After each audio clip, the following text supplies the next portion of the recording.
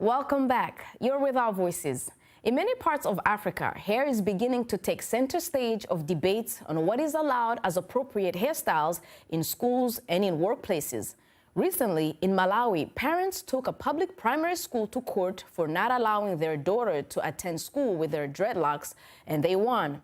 On January 14, the High Court of Malawi ordered that public schools allow students to attend classes with dreadlocks. Our colleague Lamek Masina reports from Blantyre, Malawi. Rastafarian Fenia Mbewe was upset when the Blantyre Girls Primary School refused to enroll her daughter Makeda Mbewe because of her hair. The school said the girls' dreadlocks were against a policy requiring students to have their hair shortly trimmed. So Mbewe took the school to court and won. Malawi's High Court this month ordered all public schools to allow students with dreadlocks.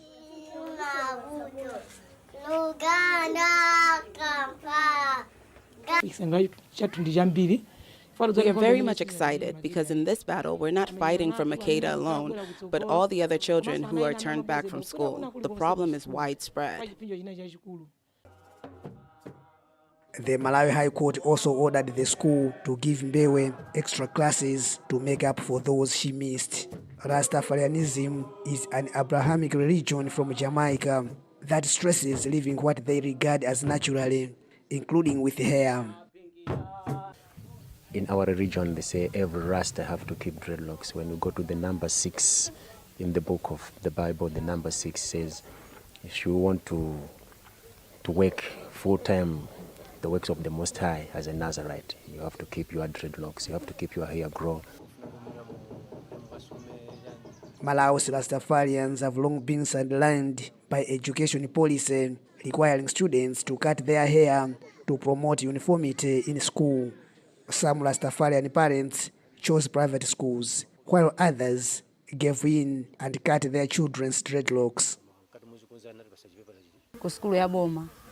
When I took my children to a public school, they refused to enroll them until they cut their dreadlocks. I tried to find an alternative, but I failed. So instead, I trimmed their hair so that they could get an education.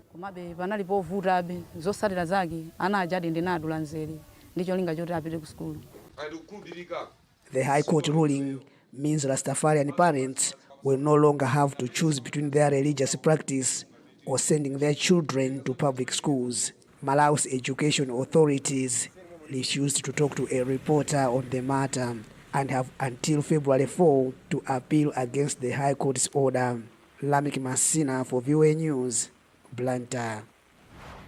Needless to say, it's not just in Malawi. Many countries on the continent, public school regulations prohibit students from having long or stylish hair. On January 1st, the U.S. state of California legislation called the Crown Act was enacted.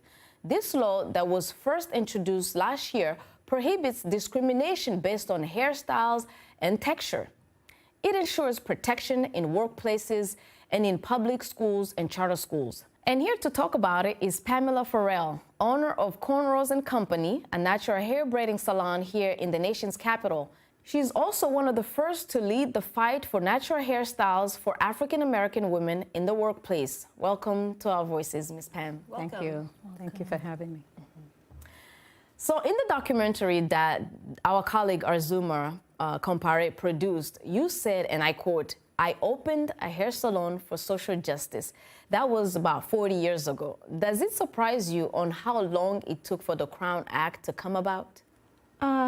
Yes and no. When I made that statement, I was 18 years old, and I was fired from my job because of my braided hairstyle. So I declared then I was going to braid so many heads that this would never happen to another woman. Now, of course, 40 years ago, I was naive in thinking that discrimination would change, because it's a form of discrimination. And even though we have the Civil Rights Act, we still have discrimination. It's good that they passed this law, although it's unfortunate that you have to have a law to protect our hair and our hairstyles in particular. What does that say, about this country? You just mentioned that at 18, this is when you really started the fight. And since then, you've been fighting this fight in offices, in boardrooms, and of course in courtrooms as well. Could you tell us a little bit about your story? I mean, what happened when you were 18 that led you down this path? Well, as I mentioned, I was fired because of my braided hairstyle. And I declared I was not going to work for anyone else again. And I opened a braiding and hired up to 12 hair braiders that I trained. We got a phone call from the Department of Consumer and Regulatory Affairs telling us we had to close down because we didn't have a cosmetology license.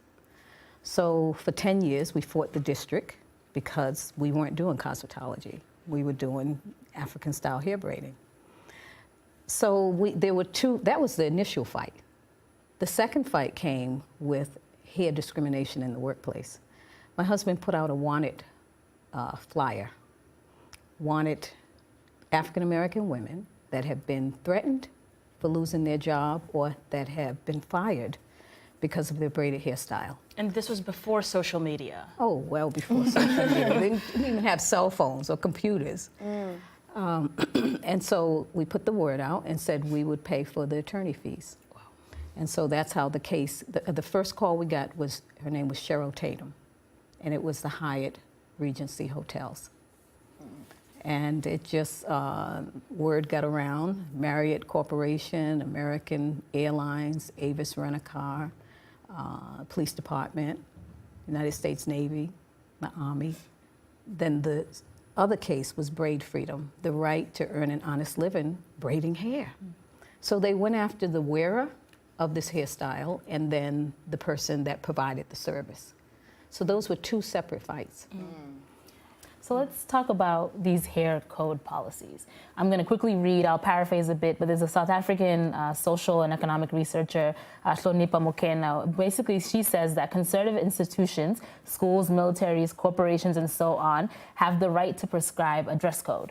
However, these should not be based on partial knowledge where these institutions simply do not do any research into how their prohibitions might affect someone, the idea of common sense. Can you talk about that? Because that's kind of the approach that you've taken in this. Yeah. It's interesting she says that because that was my whole idea. I agree, and I'm a business owner. I agree that you can have grooming policies to meet the standards of your organization. However, they should not force someone to have to change their hair. And so that's what happened with the United States Army. They changed they had a policy in place, but they changed it where you could no longer wear twists or locks. And so I went in and did a presentation before 24 senior officials. And I didn't talk about race, I didn't talk about culture, I talked about hair.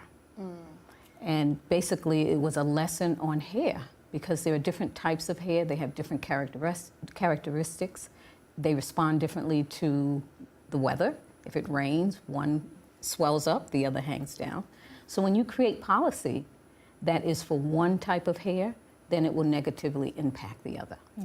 Speaking of policy, we just heard a story in Malawi where children, mostly even other places on the continent, we are told to cut our hair. Can you talk a little bit about the identity issues when it comes to those kind of policies on the continent, or how different or similar it is to here in the U.S. with the struggle during slavery or even now to maintain the African-American identity through your hair? If you strip a person of their hair and the hairstyles that are compatible with their hair, you will strip them of their identity.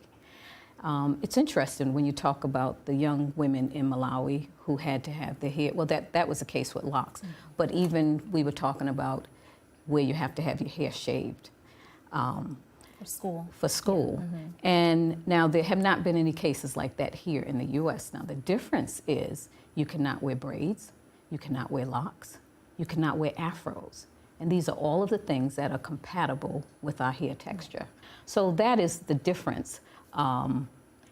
We had some interesting conversations about how that makes you feel. And I haven't had a chance to really talk to a lot of African women to really talk about the impact of a child having her head shaved. So we were talking about earlier, the issue that as a young child, your hair can be policed and how that makes you feel as you get older. What's your take on that? Well, 40 years ago, it was women and then men, and now it's our children. So there's this idea of ownership of our body and owning us. And so the idea is if you start young with the children in school now and you prohibit them from wearing these hairstyles, they'll be fearful to grow up and wear them. Thank you. And we're going to take a quick break. Coming up, we'll share tips on which hairstyles and remedies can help you have healthy hair and look your best. Stay tuned.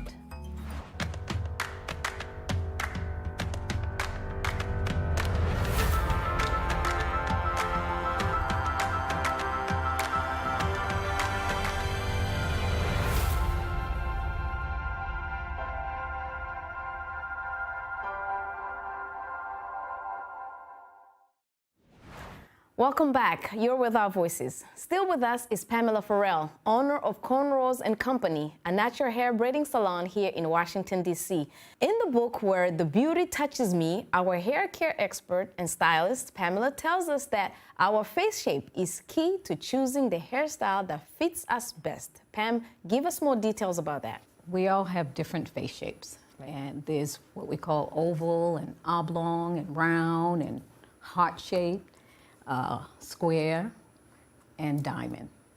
These are helpful to know what kind of face shape you have, because then you will decide on how you will style the hair and what your needs may be.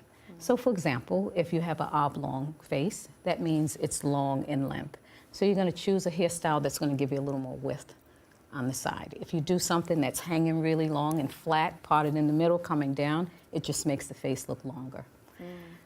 If you have let's say a heart-shaped face, that means you're wider at the top and narrow at the bottom. So what you would do is, you could do a light little soft bang, you could give it a little height, and what that'll do is that'll balance out where you have the width up here and where you're very narrow at the bottom. So here's a question that I think a lot of women have struggled with before.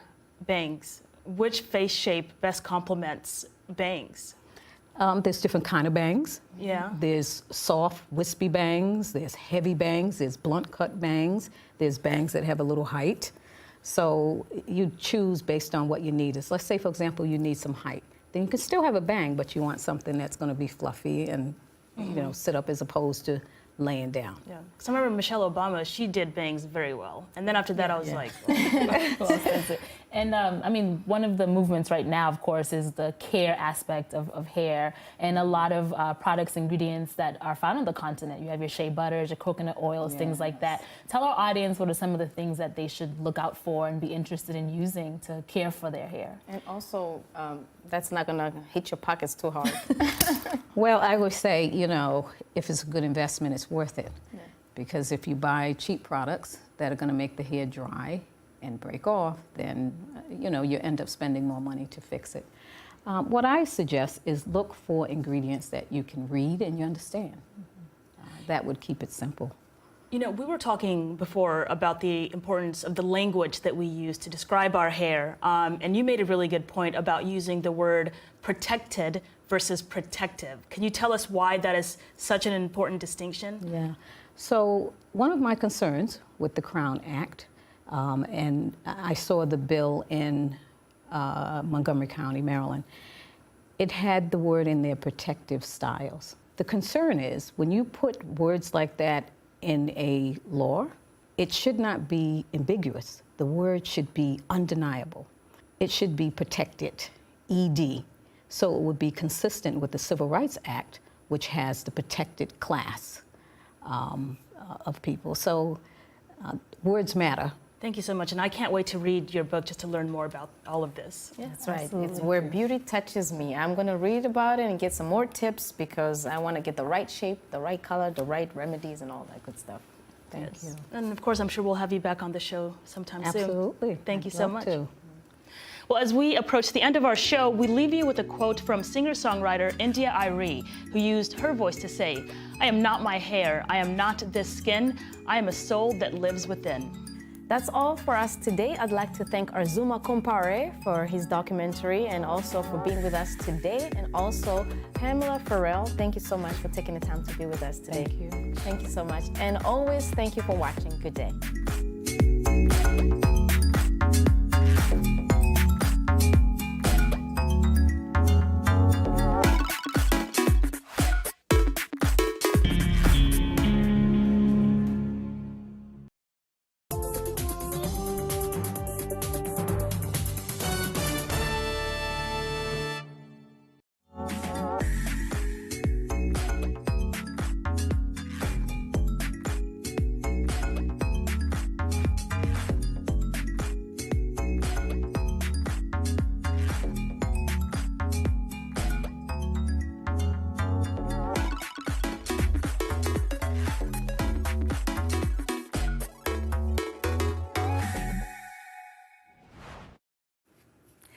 Anyone who has ever traveled with a passport from an African country will tell you it can be a challenge. I'm talking those painful visa applications and costs, navigating tough immigration systems, all the way to the dreaded passport control. It's not easy. You can ask me, I have been there. Cross-questioned at more US and European airports than I care to count. And I was carrying my forest green South African passport. That did not make my life any easier. Add to that, there are now travel bans. In January this year, the Trump administration expanded its travel ban to include 4 African countries: Nigeria, Sudan, Tanzania and Eritrea. Also, a recent report by a group of British lawmakers confirmed this: Africans are twice as likely to be denied visas to the UK than people from any other continent. So why is it so hard to travel with a passport from an African country? And how did these 4 countries end up on the receiving end of a US travel ban? Well, joining me to discuss this here in studio are some brilliant female minds. Hello, Ayenbio. Hi. Oriani Tangishaka. So also joining us is Voice of America's Nadia Taha. She's Sudanese. It's part of the reason why she's here, but she's also a producer here at the Voice of America. And Maria Bird. She's the Washington correspondent for Nigeria's Channels Television. Ladies, so nice to have you on. Thank you so much for joining us. And of course, we thank you for joining us. You can get in on this conversation on social media. You can find our handles on your screen throughout the show. Let us know why you think travel bans are targeting Africa. Well, now back to that travel ban. Now, I'm not talking about the recent one imposed on Europe because, of course, now the world has changed, hasn't it, because of the coronavirus. But we're talking about the travel bans that have really irked many in Africa. The U.S. travel ban adding now 4 African countries. The U.S. government says these travel bans are all about national security. So what does the ban entail and who exactly does it apply to? VOA State Department correspondent Nike Ching explains. The U.S. government says it is trying to step up vetting process and to better identify criminals who are trying to enter into the United States. Under the new rules, people from the affected countries will not be allowed to obtain certain types of visas. Nigerians and Eritreans will not be able to immigrate to the U.S. permanently. Tanzanian and Sudanese citizens won't be able to apply for the green card lottery. The ban does not apply to tourists, refugees, and students from the affected countries. And the American government says it simply has to mitigate all potential threats. In its view, the affected countries do not have the capability to provide the U.S. with the necessary information on travelers. This has been an issue for a long time, and now that sort of the Sudanese and Nigerians have had a chance to process this, I think Nigerians were extremely taken aback and blindsided by this. Now that they have had time to really process this, Maria, what has been the reaction amongst Nigerians? Thank you for asking. I mean, at this point, many Nigerians are extremely surprised. They're still upset about it. But we know that those Nigerians who've been following the government in the U.S.-Nigerian relations understand that this has been about a year in the making. And at some point, about a year ago, the U.S. asked for tighter restrictions on information sharing. They wanted specific things done between Nigeria and the U.S., especially as you look at terrorism. And obviously, the U.S. has been very big on terrorism ever since 9/11. And when you talk about Boko Haram and all that's happening in Nigeria, you see that they really want Nigeria to be a partner in that process, especially as it relates to terrorism. So, and Nigeria is a very strong ally of the United States on the continent. And of course, you cover this on the Hill. You cover these relationships and, you know, relay it back to the audience in Nigeria. Who do they blame for this? Well, some are blaming, obviously, the U.S. initially, but there are many others that are saying, my government knew this. My government knew that what the U.S. was asking for, and so it is really upon our government to make sure they respond appropriately and they move toward being able to have this lifted. So the reaction has been swift and strong from East Africa to West Africa, but what about the potential impact? What are you guys hearing from people on the ground about how this is going to impact them? According to Sudanese, is like Sudanese, they are well known as like very peaceful people. They never like have criminal issues. Whenever they go, they live very happy and peaceful. Especially in Arab countries, they are well known of like Sudanese people. They trust us, especially with their business and stuff. When they saw this travel ban, and U.S. is saying this is because of the criminal background or the country, like to avoid criminals to come to United States. For them, Sudanese has been a big, huge impact for them. They're saying, why is putting us in this kind of situation? Because we never had any issue with Sudanese themselves. But actually, as you know, guys, our previous government was an Islamic government. So they've been giving a lot of passport, 13,000 passport. So that's what they put us in this kind of situation, because they've been given to the previous Islamic extremists, people from different countries, Syria, and they're giving people from Afghanistan, and a lot of people, like Osama bin Laden used to live in Khartoum. Yeah. So that's issues like put us in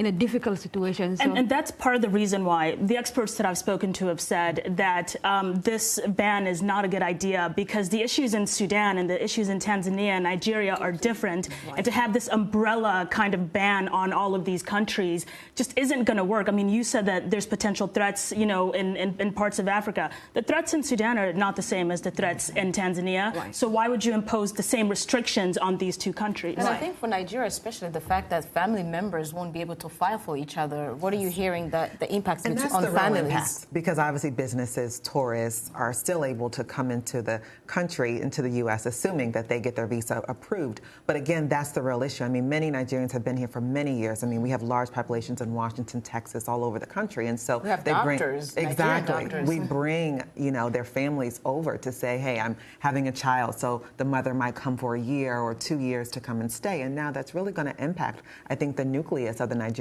family that exists in the U.S. And that's what makes this so difficult, even to just grasp. To me, it feeds into a narrative that anyone who is an immigrant is a burden, and an automatic burden. And I think that, again, that's a role that we as the media can play in telling these individual stories so that people are seen for the contributions that they make. I think immigrants have an innate, not just ability, but a drive to go and contribute. You don't expect anything when you go into a country, especially a country like the United States. It takes wherewithal to come to America. You have to get the visa. There are many hoops you have to jump through in your home country before you get here, and it costs money. And as you said, Nigeria is one of the biggest contributor in terms of, you know, like education. They're the most educated people, so they've proved themselves to be people who can actually US has definitely, contribute. As you said, doctors, lawyers. I mean, there's a myriad of individuals that have truly contributed to the U.S. So definitely there's also unverified claims that Africans are more likely to overstay their visa, when there's data out there that actually suggests that it's Europeans who overstay their visa in the U.S. In more cases than Africans actually have. And I would love more reporting on that, because I would love to learn more about it. But Nadia, I wanted to ask you, because the visa lottery is exactly that in Sudan. It is a lottery. It is very, very difficult to get. What are you hearing from young people who want to apply for it and now can't? Actually, lottery for Sudan is like a hope for a lot of young Sudanese. Like when you graduate from school and you want to come to education here, it's very expensive. So Sudanese, they rely on the lottery. You apply 10 times, 20 times to get the lottery, and very costly. And actually, when you go to Sudan during November time, during the lottery time, everyone in the street going to get a picture for lottery picture and there is like a center to apply for lottery. Like Sudanese, they used to say, US did this because of Sudanese to come, because we are peaceful people. They want us to go and help people there. So for them to find out the lottery is not there, young people I see in the social media, they say they want to cross the Mediterranean. That's the only option they have. Do they feel that this is an attack on the religion of Islam? Yeah, it's attack on religion Islam, because actually, like, politicians, they use Islam to put us in this situation. Because why are you giving foreigners passport? Yeah, I have a question also going back to how some cases the travel ban is there because they have not complied with the deportation request by the U.S., and so they end up on the travel ban. But we've seen that Ghana has actually been able to come off of the deportation, the travel ban. What else did Ghana do that other countries could do to get off that ban? Well, first, Ghana was able to say, wait a minute, the U.S., you all are deporting people back to Ghana, but these are not our native.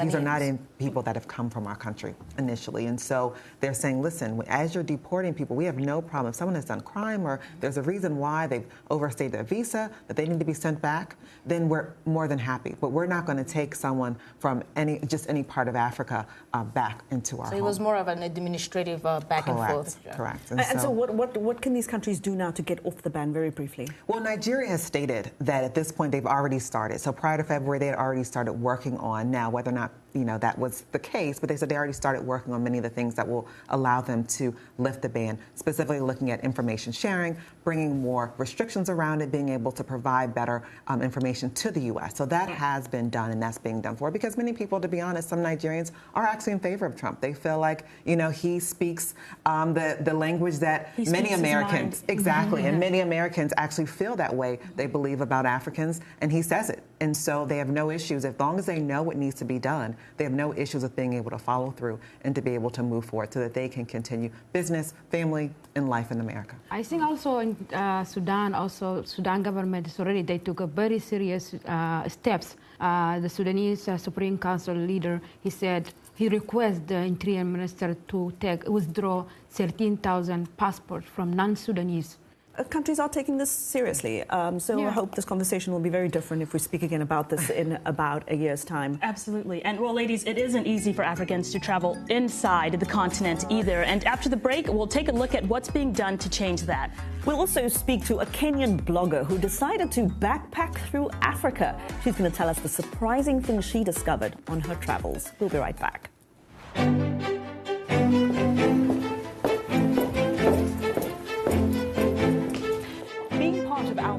Is about more than just sitting here and talking about women's issues. It's about listening to them and bringing their opinions to the table and making sure their voices are heard. Because our lived experiences, our stories, and our voices will help shape the next generation.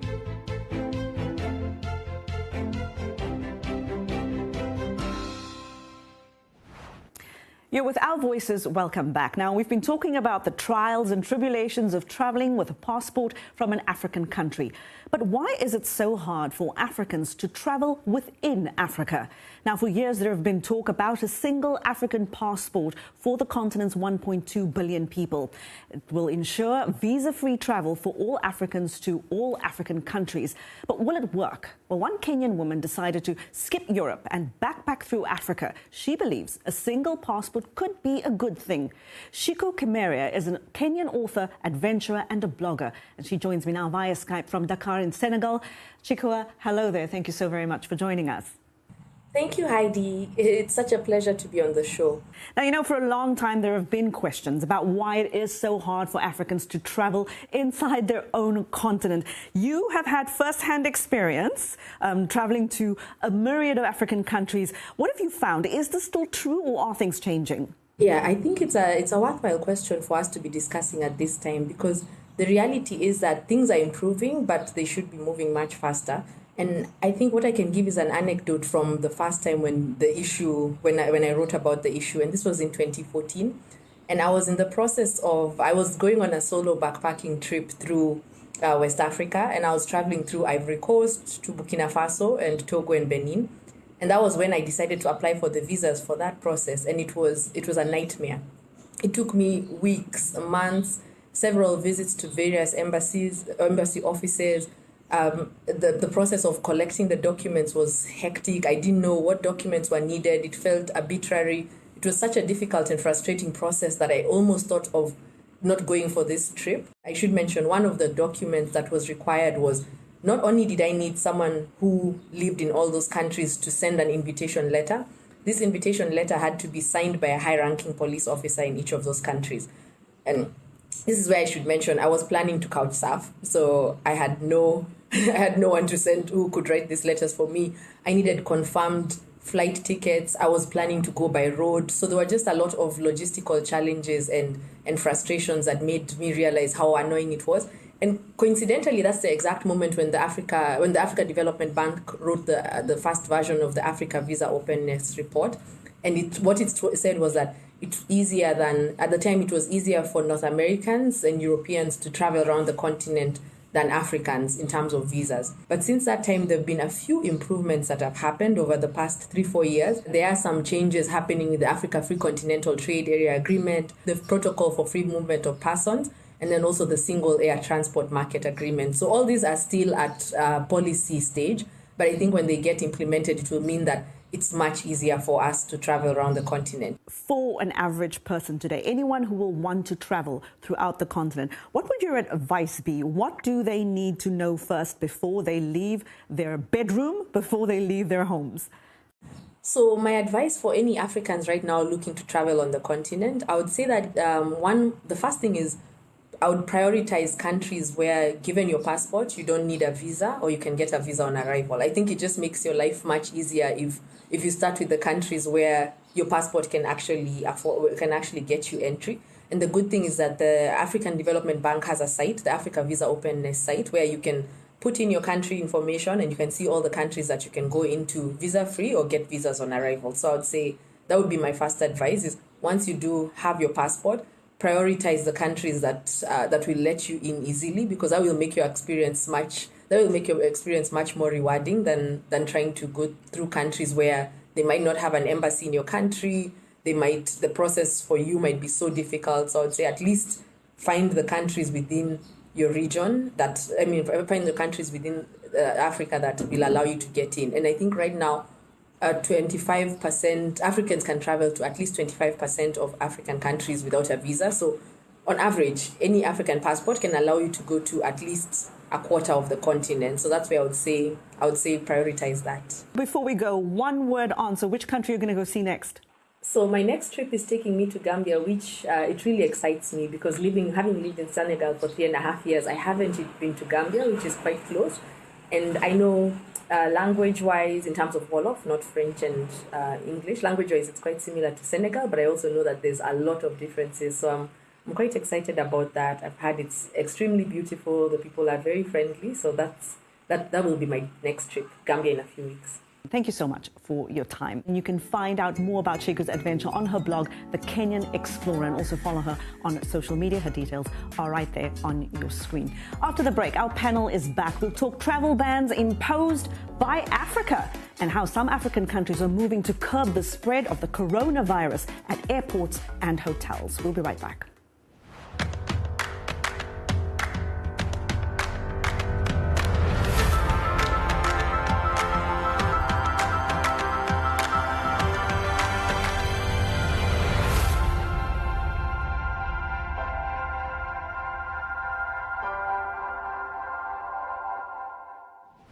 Welcome back. You're with Our Voices. We're discussing the idea of a single passport for all of Africa. What do you think? Will freedom of movement on the continent really work? We hit the streets of Tanzania's capital, Dar es Salaam, and ask people how they feel about a single passport for Africans. Here's what they had to say.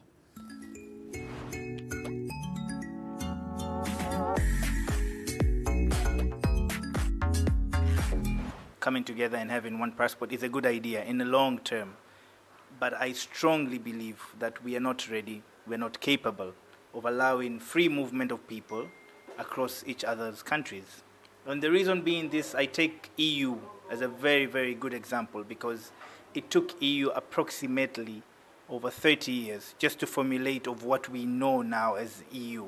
Most of African countries have donor people behind them, donor countries. For example, Tanzania, Sweden, and United States of America backing them, giving them aid funding. I believe these countries can influence directly, politically, decisions. Okay, kwenye upande wa manufaa moja itakuwa imerahisisha muda wa mtu kuwa anaenda kwenye hizo visa. I think on the advantage side, it will be efficient in terms of not going to embassies to ask for visas all the time. And also, it will help all Africans to do things on time.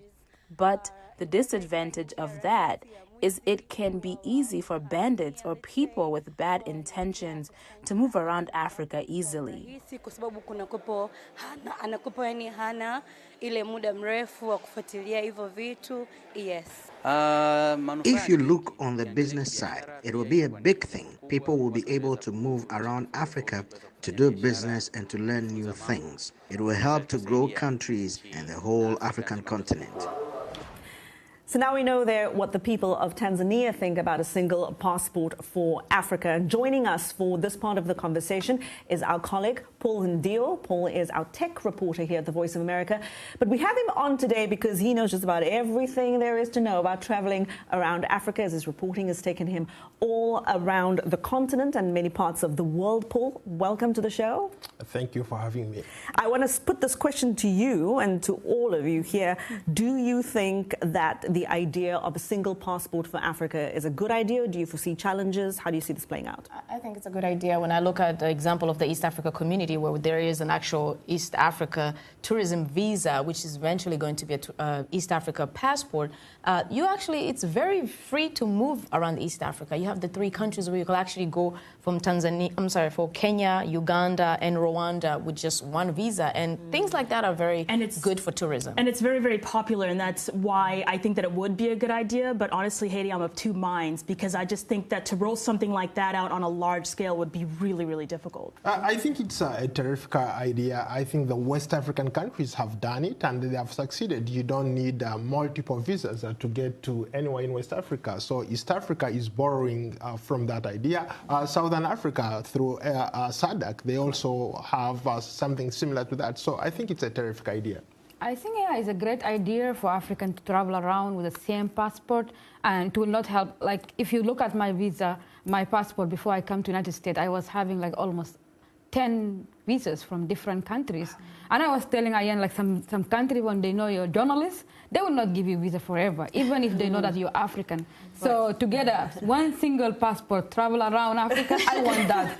Really. Sudanese and a journalist, you just can't win. Nowhere. Like, especially with this green one, nowhere. So it's fascinating. We have all our passports here on the table. That's right. If all of this goes away and we have one single passport, that really will be something to behold, because we see it in Europe too, that, most European countries, or those part of the EU, have already done that. Could we do the same for the AU? My response is, look, we'll have to wait and see. I think on paper it sounds like a great idea. I worry for places like South Africa. Our leaders might think this is wonderful and this could work, but I wonder, especially where xenophobia is so rife. I want to give people the benefit of the doubt as well also, but I just worry how accepting are citizens going to be of this freedom of movement, and that's just something. And how willing are each government willing to work for this passport? Because we talk about the East Africa passport. South Sudan has been struggling to get on board for a lot of different reasons. So. That's true. Right. I mean, there's a lot of financial reason that comes with it, and when you think about the things that the countries will lose in terms of the incomes that they were getting from those visas. So if you have a passport, and I think that some countries, it's a legitimate concern in terms of losing economically. How times have changed, people. Europe is now under a travel ban from the United States. Whoever thought we would see the day? And although, it's just 30 days, so this is not long. I mean, ask African countries about being on travel bans for way longer than that and have to really work to get off it. But Paul, you are originally from Uganda. That country has placed a travel ban on 16 countries many from Europe. I mean, that's pretty bold. Well, I think it speaks to the kind of vigilance that you see across Africa. I think Uganda has taken a step. They don't want people bringing a coronavirus into the country. And I was just in West Africa, Ghana, Nigeria. To be honest with you, I felt more secure out there than when I came back to the United States. I was tested at both airports. You could not get in without being tested. The scanners. Right. So I come here. I didn't even interact with anybody. I just walked through the border post at the airport. At the airport, and I didn't interact with anybody. So I felt more safe over there. Nobody took your temperature? Absolutely zero. Here in the U.S.? Here in the U.S. On the plane, we had masks on, but landing, nobody had a mask. So I was like, it's funny because Paul was actually telling me that when he landed in the U.S., he had a mask on and he had gloves and stuff, and then he came and he saw no one else had that on. I took it off and just stuck it in my pocket. But Paul, you're right. The example of Uganda is also similar across even in Burundi. They have actually said that 7 countries, including France, Germany, Italy, Japan, and all the other countries, that once they land on the ground in Burundi, they must be quarantined for 14 days. So I think you're right. African countries are really becoming very... How are they handling the coronavirus situation there exactly inside the country? I mean, I was remarkably impressed by Nigeria, the first case of coronavirus. When the person landed in Lagos, they were able to track, not just track his movements, but they were able to actually go and literally pick every single person that he interacted with. So they were able to quarantine those people. Had it not been for them testing at the airport, I don't think they would have been able to get that person. So, and that speaks to, in terms of preparedness, I think they are very, very much aware because of, they've dealt with this before, Ebola. And could it just be that Africa is prepared for a pandemic because we've gone through it so many times? The fact that Ebola didn't end up being as widely spread as it did really speaks to the fact that, they actually got something right here. And I think our health ministries and our officials, our health systems need to get some credit for that as well. And Europe have something to learn.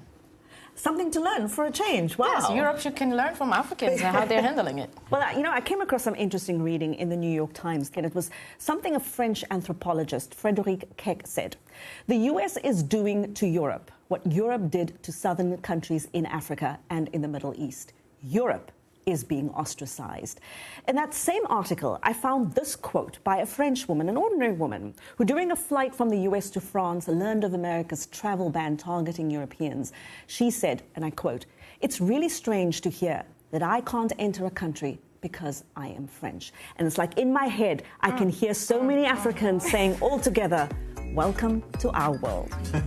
And that is our show this week. Thank you so much, Paul Ndio, for joining us. Also, Nadia Taha, thank you for your time. We do appreciate having you on the show. We hope to see you back here again. In the meantime, everybody stay safe. Do what you must to stay healthy and protected. And we'll see you next time. Goodbye.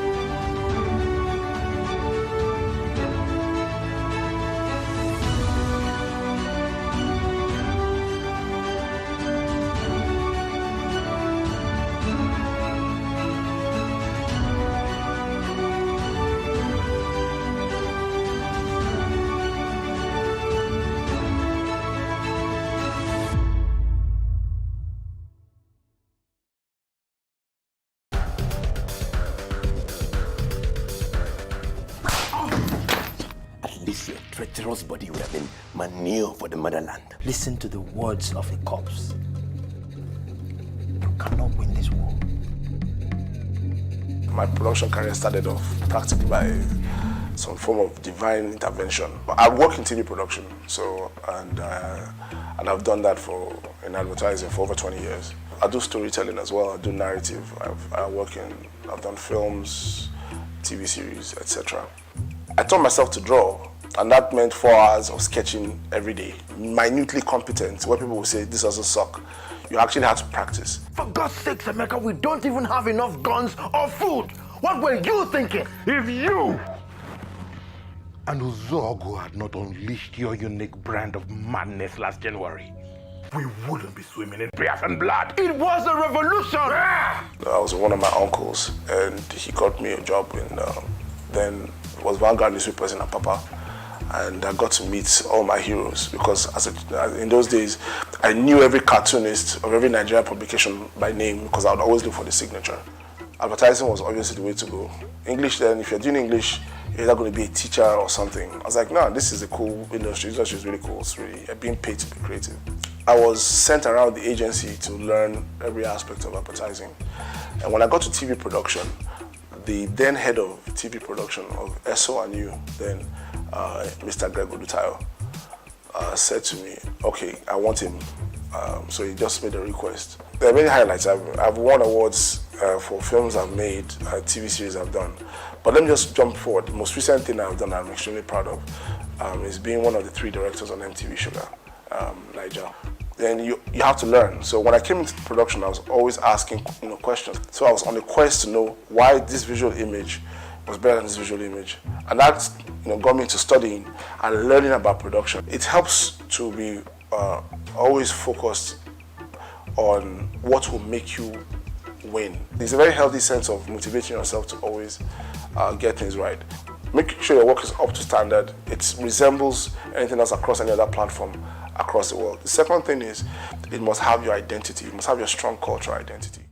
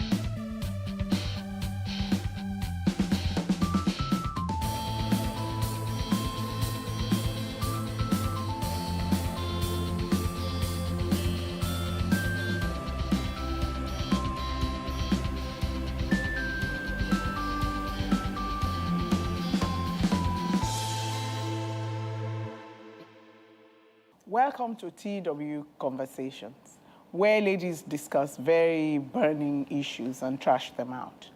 Today, we shall be talking about a controversial topic, the culture of silence. And isn't silence induced by culture or the other way around? Hold that thought. We'll be back. Okay. Welcome back to the lounge, TW Conversations. So today we're talking about the culture of silence. And so, ladies, when you hear culture of silence, what comes to your mind? I was asking, isn't the fact that ladies are silent about a lot of things induced by culture? Well, yes, I find it's a bit of an oxymoron. Yeah, culture kind of expects, in fact, this discussion seems like it's going to be a very heated one today. So I think they're growing up, they sort of tell you already that there's a way you should treat some issues, there are some things you should just never discuss. So obviously you grow up knowing that don't ever talk about it, even if you're dying, maybe. So culture affects society whether you are silent about things. Mm-hmm. So what do you think, Sauda? Does this have to do with the gender? More skewed towards the female? Yes, we have more of it than That's men why do. I asked the question, what comes to your mind once the culture of silence is mentioned? For me, I see it's like etiquette, because it's not everything you say. And in today's, no, really, it's not everything you say. You know, you have to learn to hold in pain sometimes. But you see, nowadays, everybody wants to talk about everything. We just want to talk, share our business, everything that is happening at home. Someone send you an SMS, you screen grab it and show it to the whole world. Okay, no, I mean, culture, everything we want to share. Yes. That is not the matter of culture of silence. That is people being talkative and putting everything out there. When we're talking culture of silence, we're talking about people keeping silent about what they should be talking about. Not necessarily pain, but is that what comes to your mind? Pain comes to your mind. Pain comes to my mind. Then again, as a Muslim, we're supposed to be seen, but not heard. So you're not supposed to, be going all about saying so many things. So your opinion is dictated and affected by your religion? Yes, to a large extent, yes. Good. All right, Chisom. I also believe culture, in my perception, I think this whole keeping silent reflects on some of the things the society tells us to say and some of the things they think they take for granted. Like, when I was growing up, I was always bullied in school and randomly at home and things like that. Not home, but I mean my community, because of my body size. And even one time I repeated a class and I could not own up to tell like my cousins or people around me that I was repeating a class because you that came all the way from primary 4 to secondary school. How are you now repeating a class? So, you're now dumb or something of that sort, and sometimes you walk on the street or people just sexually harass you by even what they say. That was the word I was thinking I would have heard. Yes, talk about the culture of silence. Yes. Everybody is thinking sexual harassment. So we keep quiet about harassment. A father is doing that to a child, and if they know, they are saying, hush, hush, don't let anybody know the father is doing that. Even the mothers are the ones that actually say, please don't bring shame to our family. Don't tell anybody else so that I can keep my marriage. Exactly. Yes, so that nobody knows. The same thing, yes, with abuse of any type. What all of you are telling me is that the culture of silence is always, underneath it, is some form of pain. Some form of abuse, some negativity, because if it's shame. I mean, if it's something good, everybody would want to share and let everybody know about it. Because when we're talking about being single, somebody passed a comment that they say don't tell anybody. When you first get engaged, you don't tell anybody, just in case they jinx it. So that it might finish. That's spirituality. If you tell anyone, it will spoil it. Don't tell anybody. Like someone will come and put their hand in your stomach and take it away. All those things are strange. But that's not a big deal. Also, but is it right? But that's not pain. You can't share your news. That's not pain. Yes, so can't you share your good news? I'm getting married. Okay. People are bad people. It's not everything you open about. You see, so it's pretty cultural. It is. No, but etiquette, I'm saying this etiquette as well, because it's not just the culture of the Africans. It's also, the British and all this. There's just some things. Stiff upper lip. Just keep quiet. There's just some things you have to keep quiet about. But you see, I think that if there's going to be good in it, like when we're talking about sexual abuse, I don't think that is something you're going to keep quiet about. But if you're going to talk about it, it's not that you're going to talk about it to the world. Go to where you should go report to the police and do what you need to do. But just don't start chanting. You bring me to a good question.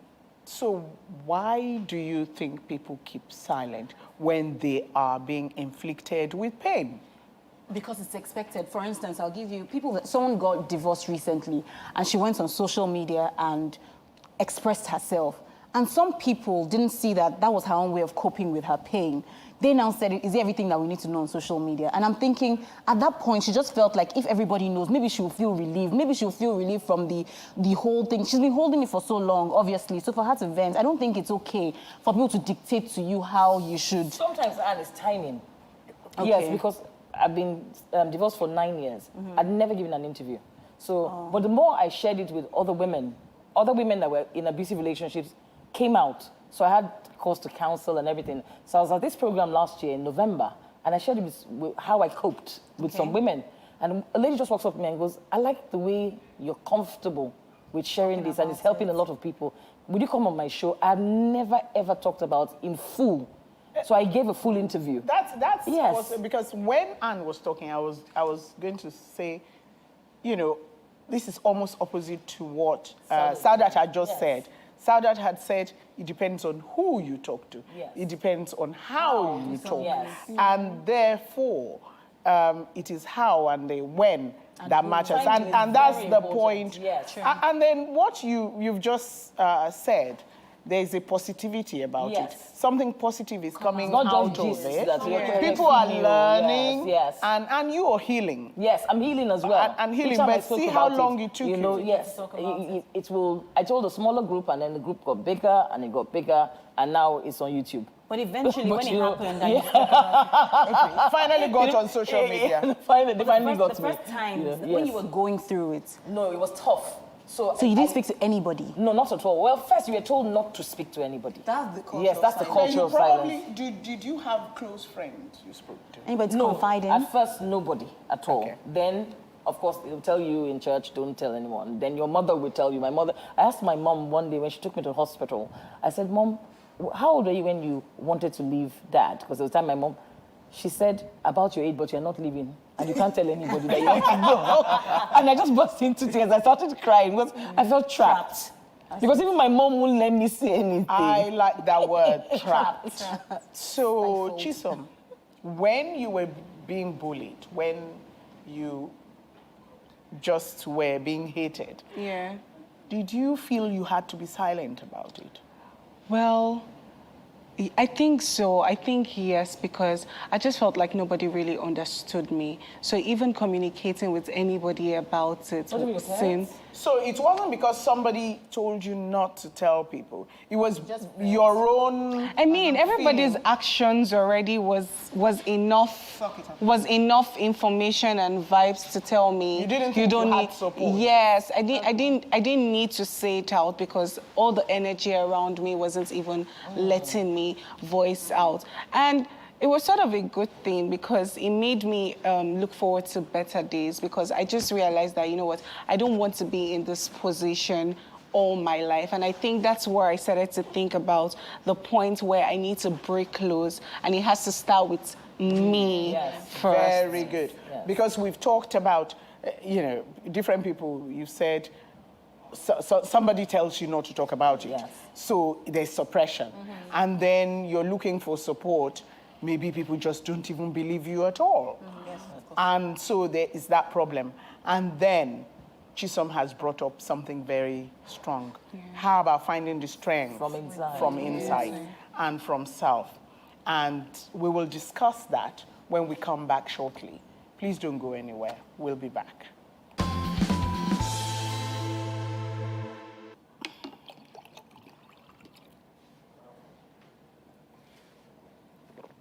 You're welcome back to the lounge, where today we're discussing the issue of the culture of silence. And we've covered the basis, the reasons for silence, the pain people feel, and why they keep silent, whether they've been instructed or because they've decided by themselves. And I say people. The reason I say people is, my next question is the culture of silence only with women? I don't think it's gender specific, because I think men are also... I think men are actually more silent. But the things they're silent on are... Ego. Yes, it's about their egos. Ego-driven, so- Men don't like to be vulnerable. So for you to get a man, even your husband, to tell you anything, the office burns down, he'll just come home. Are you okay? I'm fine. Then somebody will call you, I heard that your husband's office burnt down. Honey, why didn't you tell me?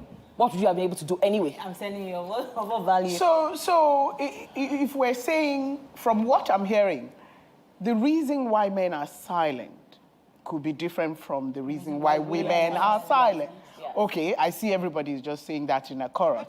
So what's the difference? The men suppress empathy. That is how we have, what will I say, what word am I going to use? Those are they have been raised. We are looking for Don't cry. Don't show vulnerability. We're trying to get a single father to come talk with us about it. It just seemed like men stigma. So I'll now be saying that I'm single. No. So we couldn't get a man that was single and proud. I'll say I'm a single dad. I'm proud to be. And there are men that are doing this. Yeah, there are men that are doing this Yes. successfully. Yes. But they just won't, share that experience. So men don't look for empathy, number one. Have the issue of power. Could it be possible that somebody is silent and using it as power?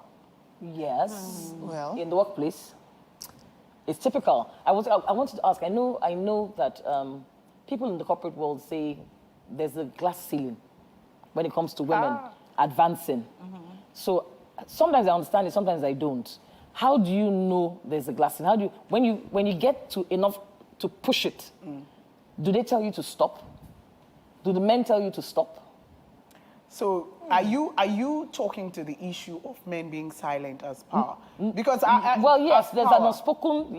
Women seem to know where to stop when it comes to politics. They don't know. I don't know that. You don't have a woman vying for governor, president. I don't think women know where to stop. They stop where they're forced to stop. Who does that forcing? Yes. What says to them that this is the boundary? Who tells them that? What happens is that they tell you that. See, people tell you. Some children don't know boundaries and they keep going, especially if they have a good role model, their father, and he's pushing them, and the woman is just going.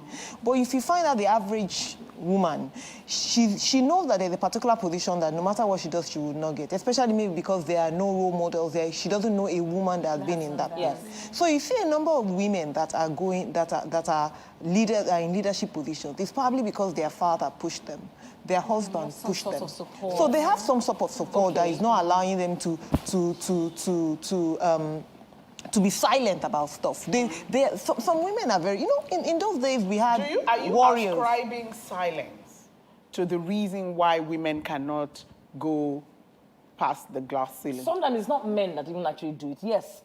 I worked in an organization. Silence as in not saying their mind. Another woman. Or expressing yes, it could what be they another want. woman that's your boss that will say, I don't want this small girl to challenge me in this position.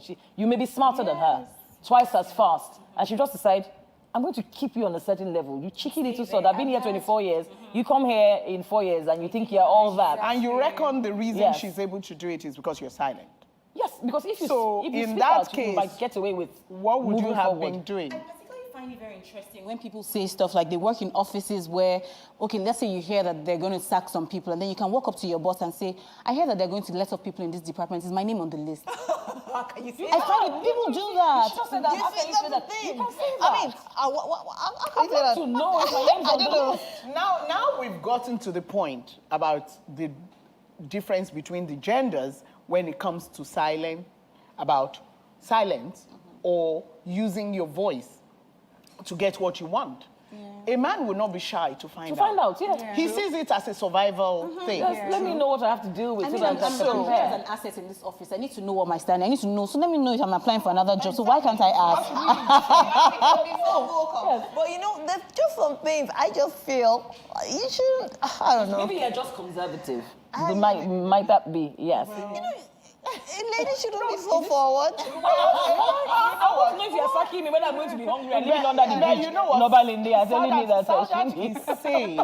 She is saying what women do, actually. Which is true. A lot of women would not say it the way she's saying it, but in action, that's what they would they are silent. That's what they would do. They would sit, it's almost like sitting like a lame duck. They're going to sack you. You're going to wait until that sack letter comes. I had a run-in with a chairperson on a board I was executive secretary on, and she said to me, don't come up against me because I will take you down. And I said to her, you didn't have the right to and you couldn't. So when she left my office, my secretary came, Auntie, please, she's very big and powerful. She can really actually. I said, no problem, I'm going to handle this. I said, I'd rather resign than be forced to do what she was asking me to do. So I just called 3 members of the board. I needed a quorum. And I said, this was the situation, and I would resign. I would rather do that than, and they said, okay, we'll call an emergency board meeting and we'll support your resignation. Okay. I didn't have to challenge her. I didn't want to do that whole. It was just too messy. So they sort of agree. Yes, that she's actually quite. So Dion, you're probably Powerful one enough of to the kowtow. one of the Make ones me that kowtow. you Yes. are spoken enough. Yes. Can I move this conversation to the current rave, the Me Too movement? Yeah, because that is exactly what she has done. She Because- lost her position. Yeah, because the Me Too movement is the sexual harassment issue, big sexual harassment issue at the moment. What do you think about the Me Too movement? Well, what happened to her is Me Too movement. She lost her own position. Yes. Because she's not supposed to challenge somebody else. And this is what has happened. If you notice the Me Too movement, everybody, what they are talking about are things that have happened years ago. Yes. And the reason, and they all lost fame, fortune, and so many things happened to them because they challenged. They were not supposed to speak up and challenge who they're not supposed Well, to it's challenge. almost the opposite. My In those opinion. days. No, my opinion about the Me Too is silent for a season and then no longer silent. So they did not lose by it. Yes, but They were did not silent lose then. by But they it. were silent then. And then you're wondering why they Why kept were quiet they for silent? so And that was long. It goes back to that thing about timing. Maybe in that time, it wouldn't have had the same strength it's gathering now. Maybe there's strength in numbers. Yes, so maybe there's strength in numbers because They timing always is had very, very numbers. key. We said that earlier. I would love Yes. to share a story. Okay. So when I was younger, in my secondary school, we used to have low cuts. So I had to go to the barber salon to always cut my hair every 2 weeks. And I remember one period, I would go there and the barber would touch my boobs. And he would say, And he would say, you're the small girl that I knew. Yes, and he would say, you're the small girl I knew when you were very little, and now you're in secondary school. And I would come back and not say anything to my parents. Oh my God, I feel like my mom's going to kill me when she watches this.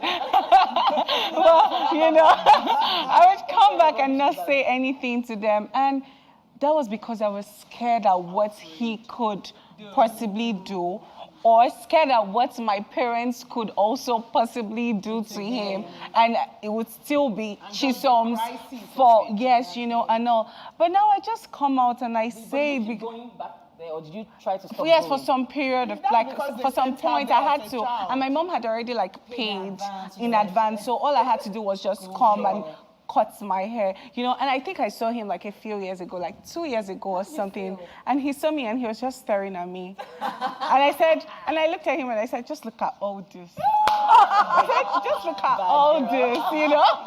But she was protecting. That's what happens to domestic violence. Some of us, it's not because somebody has told you to keep quiet, but because you are kind of still thinking of that person. First of all, will they believe me? Second of all, they might actually do something, they might kill him. So you're actually sacrificing self. You touched on a very important point. Will they believe me? Yeah. It's the reason many people are quiet. Yes, many people are molested, don't talk about it because they're not sure they'll be believed. So There's the case in court now, the Koyi girls that were molested on the street. It was a friend of mine, she came out of her office and she saw boys from the Obalende Grammar School or something trying to cut the underwear of girls on the street. So she put it on social media straight away. It's in court at the moment. So, and at first the girls wouldn't talk. Their parents were afraid that it would backfire. The Commissioner for Education in Lagos State got in on it the next day. But at the point, the thing dried up in court because they wouldn't talk. They were terrified that the backlash would be too much. But now it's actually going to trial. Now, the fear of backlash. The fear of Even backlash. the Me Too movement is the fear of backlash. In terms of career, they were afraid that they would not get those roles in film and things, and they would be. Do you know, society also can come against you because you talk, and then everybody is afraid to deal with you. Do you know there are some people that actually say things like, what were you doing there? They try to question what you're saying. What were you wearing? You must have provoked the man. It must have been something you did or said. Or why were you in his house? Some people are like, well, she shouldn't have been showing cleavage anyway. It will make men want to touch her. Why can't he learn self-control? Exactly. What Look is at last party, or what do you call it, this show that one of these artists did, Okay, yes, and the rapes that happened in Imo or where did they, or Warri or somewhere, in the East, in Southeast, and they raped a number of girls there in the show. Come on. I know the question was, you two, what are you doing at a show, when it that kind of shows? show? Okay, what do you think is the role of police in all of this? Our Law police enforcement. here, first and foremost. I just want, I want, what do you think is the, because we're talking about not being believed, and then you're Well, meant to be there's protected lines. by the police, and They have, MPF have lines that you call. Yes. They have WhatsApp group, whatever, that you call if you're in danger. But you see, sometimes when you go, some of them have welfare centers in Lagos, family welfare units, but they're untrained.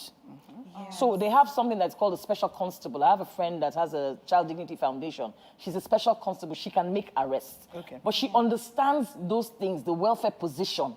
So she can go in and make a citizen's arrest and then follow it up in the police station. But most police people don't understand. You come, your husband beat you, and sorry, madam, it's a domestic, go home now. Why are you reporting your husband? What's wrong with you? Something not private. No, by the way, that's not just in Nigeria. Domestic abuse is generally not taken seriously by police worldwide. No. Even in they prosecute on your behalf now. It's no longer like that. That's just now. Yes. But for a long time, it wasn't taken seriously. No, yes. even before you get to the point where they take action, the first reaction is, "Madam, what did you do? Can we just talk to both of you and settle it?" So is it a gender issue whereby the opposite, are they protecting? No, well, women are beating men now, so you can't say that. Because if I know, for instance, that if I do that to my husband, I'm going to get away with it, then a lot of women have probably started to take that as a leverage. So maybe it's good. It's probably safe to say, let's investigate. Let's see that it's not like the first time they called, they've broken your head and they're saying, let's investigate. And that's so you believe the mindset is changing? I think it's especially with how about parents? Do you think parents are now up to it to ensure that their children, I want to say their children, not just their daughters, would speak up if they're in the case of an abuse? For example, the kind of examples Chisom has given. It could be boys, it could be girls. So what do you think parents ought to be doing to ensure that this culture of silence is not continued, perpetuated? I think that a parent should make your child, it's your duty to make your child comfortable enough to be able to have some sort of discussions. Because sometimes, I know growing up, we didn't quite call our sex organs the real names. And I know that it's important for a child to feel comfortable enough to say, this is what it is and this is what was touched, without thinking that, what were you doing with uncle or whatever. People, it's confidence, really. I think that if my child is comfortable enough with me, then even if they didn't know how exactly to say it, they can insinuate it, and I'm sensitive enough to And if the perpetrators know that somebody would believe this child and do something, they probably will not do what they're doing. Exactly. So, finishing thoughts, I want to let us talk about the workplace some more. Because the culture of silence in the workplace is not just sexual harassment. You touched on it. Why do you imagine that in the workplace there's that culture of silence, whether with men or women? Power. Yeah, you can't take us further, especially in a country like Nigeria right now. We need to empower the right minds to govern us from the top. So even I'm not about female, male, whatever. We're empowering some wrong people, and that we're sending the wrong message to people who may actually be able to do the job. So they say, well, for me to get there, I have to behave like that person. I have to grab the power. Because I see that even within men in the workplace, there is a culture of silence. They know their bosses are doing things wrong, and they don't stop. They know jobs. Why talk and lose my economics, job? That's topic for another day. Economic hardship. But before we go, because that is I was going to say, can you just say your last thoughts about, especially because you talked about, abuse. So what do you think your generation needs? I think my generation needs to find their inner self and be able to speak the truths, the absolute truths, and stop trying to behave or want to be like other people just so you are part of it. And I know it's okay because we're trying to be vain and dramatic and be so expressive and extra, but come on, guys. come on, guys.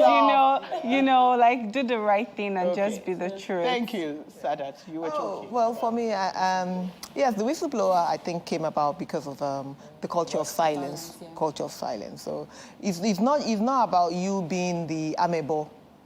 You know, it's just about us saying the right things. Are you sure of what you have seen? Are you sure that whatever you're going to say is going to help make change? I think that should guide us in whatever we're saying. Despite your religion, that if what you're going to sound out about is going to help make change, go for it. Go for it, yes. Dion. Oh, simple and short. I'd like to whistleblow. Any ideas about anything like that? I kind of like the cash at the end of that tunnel. So I will be very silent about things that as long as there's something attached to it. That's good. I'll speak for women, maybe from the family angle and marriage. I would say that whatever it is you're going through, find somebody to express yourself, because your sanity at the end of the day, no matter how much you're tolerating whatever the man is doing to you, if you're crazy, he's not going to want you either. Yeah. So please find somebody, if you can't say it all out, find someone to express yourself, and please speak up before you die or before it gets too late. Thank you very much, Anne. That was well said. So thank you for joining us today on TW Conversation. And we hope that our conversation in the lounge today will help somebody speak up when they have a reason to, and to also help encourage people to not suppress that voice, to look out for signs that people might actually be suffering and need to speak up and not suppress it. Thank you very much. See you next time.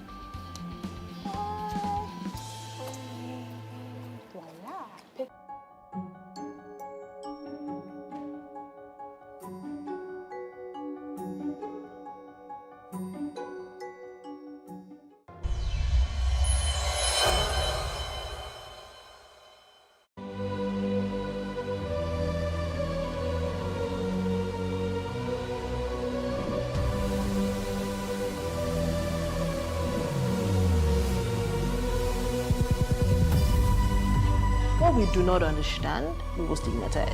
What you can see is the remaining of the tanker that exploded. The suspect equally confessed.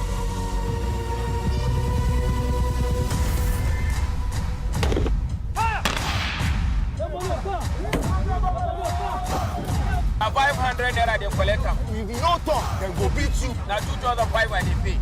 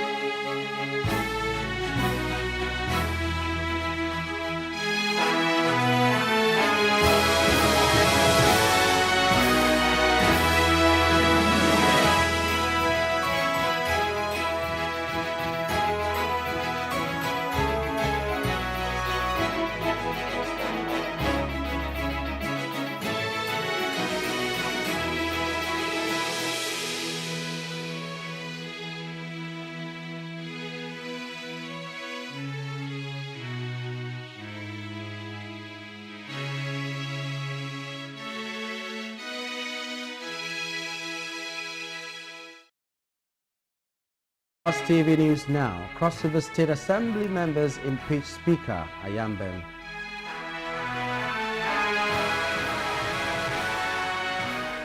Labour reduces demand on minimum wage to 500,000 naira.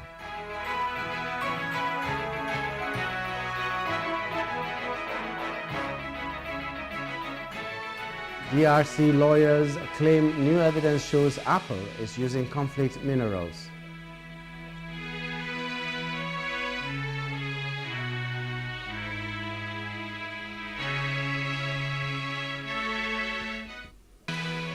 British Prime Minister Sunak announces July 4 election date to determine who governs the UK.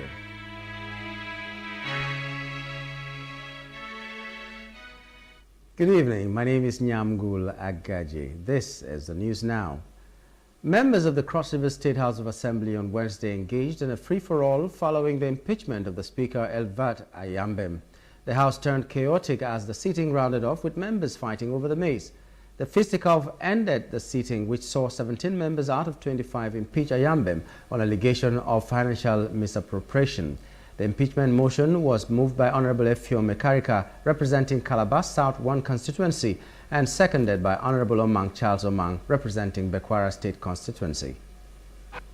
Having met the constitutional requirement of two-thirds majority, we, the underlisted members of the Cross River State House of Assembly, hereby pass a vote of no confidence on Right Honorable Elvat Ayambem, Speaker of the House of Assembly, and he is hereby removed. Grounds. Ground 1, gross financial misconduct. Particulars. Particular 1, misappropriation of the sum of 48 million naira meant to pay NEPA bills for the House of Assembly complex and the House of Assembly quarters. Particular 2, misappropriation of 2% of all revenue collected by the Internal Revenue Service monthly for oversight functions of the House of Assembly in line with Section 18, Sub A1 of the Cross River State Revenue Administration Law 2011 as amended to the tune of 404,683,855 naira 10 kobo. Particular 3, misappropriation of the sum of 19,437,844 naira from local government deduction and 11 months deduction which the Right Honorable Speaker, former Speaker, has willfully failed to disclose to members. Ground 2, incompetence and wrong conduct of plenary proceedings. Particulars, unparliamentary way of conducting proceedings. Appointment of members to move or second motions rather than allowing interested members to raise their hands. Non-compliant Funds Management Law 2021. 2, approvals beyond the limits which the Speaker can approve contrary to Section 9, Sub 10 of the Cross River State Legislature Funds Management Law 2021. 3, perpetual refusal to inaugurate the Legislative Funds Management Committee as of the House. Despite that 17 lawmakers have fought and succeeded in grabbing the symbol of legislative authority, the mace, following the decision to impeach the Speaker, Elvat Ayambem, he has insisted that he remains the Speaker. In a statement signed by the media aide to the Speaker, Matthew Okache, Ayambem described the development in the Assembly as ridiculous and a charade, adding that the Assembly was not aware of any impeachment. Meanwhile, officials of the Department of the State Services, the Dragon Squad, and personnel of the Nigeria Police Force have taken over the complex of the Cross River State Assembly. This was following the impeachment of the Assembly Speaker, Elvat Ayambem. Ayambem was impeached over alleged gross misconduct and financial misappropriation. The move to remove the Speaker has been on for some months now, and as members have been expressing displeasure with his conduct and operations of the Assembly. As of Tuesday, over 20 members had signed up for his impeachment, and the motion for his removal was moved on the floor of the House by the member representing Calabar South 1, Effiong Ekarika, and seconded by Charles Omang. After impeaching him, the mace was taken away by the members. And from Rivers State comes the report that the Governor Siminalayi Fubara has sworn in 8 commissioner nominees that were screened by the State House of Assembly on Tuesday, charging them to cultivate the culture of keeping accurate records of their dealings in their various ministries. The Governor maintained that such culture is essential for the effective functioning of any organized system, particularly the civil service, because they provide a useful history of events, decisions, and actions, including indices of productivity. Government is a government that is battered by high-level discipline. I don't know about other people that are working with me, but as a person, from the time I started working as a civil servant, from the time I worked in the office of Accountant General with my boss that is here, there is something we don't play with: record. I can boldly stand here to say that whatever that transpired right from the time we worked from 2007 to date, the records are there. for anybody to go and see. Likewise, what has happened from the time of the immediate past administration, the records are there. So I want you to understand that while I am sitting here to pilot the affair of this state, as a matter of fact, the record is even more excellent because I have a day-to-day report of what I'm doing. So I'm not bothered. Call me any day, call me anytime.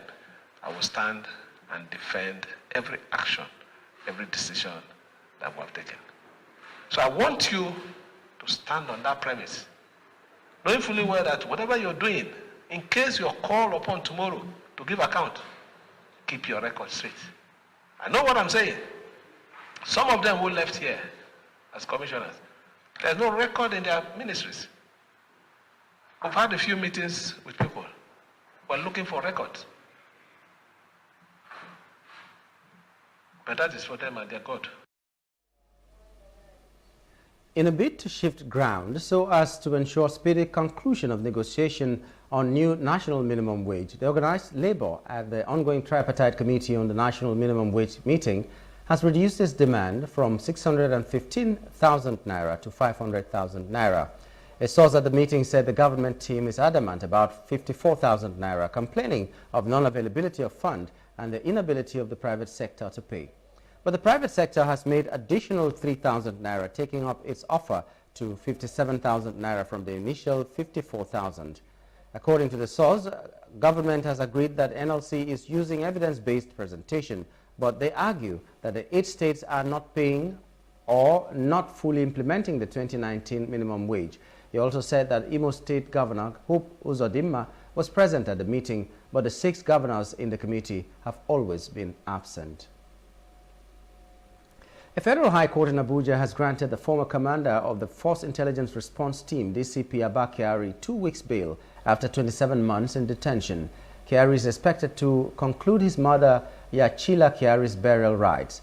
The court subsequently set Friday, May 31 for the determination of his bail application in the trial over drug-related charges filed by the National Drug Law Enforcement Agency, NDLEA, following his arrest over 2 years ago on February 14, 2022.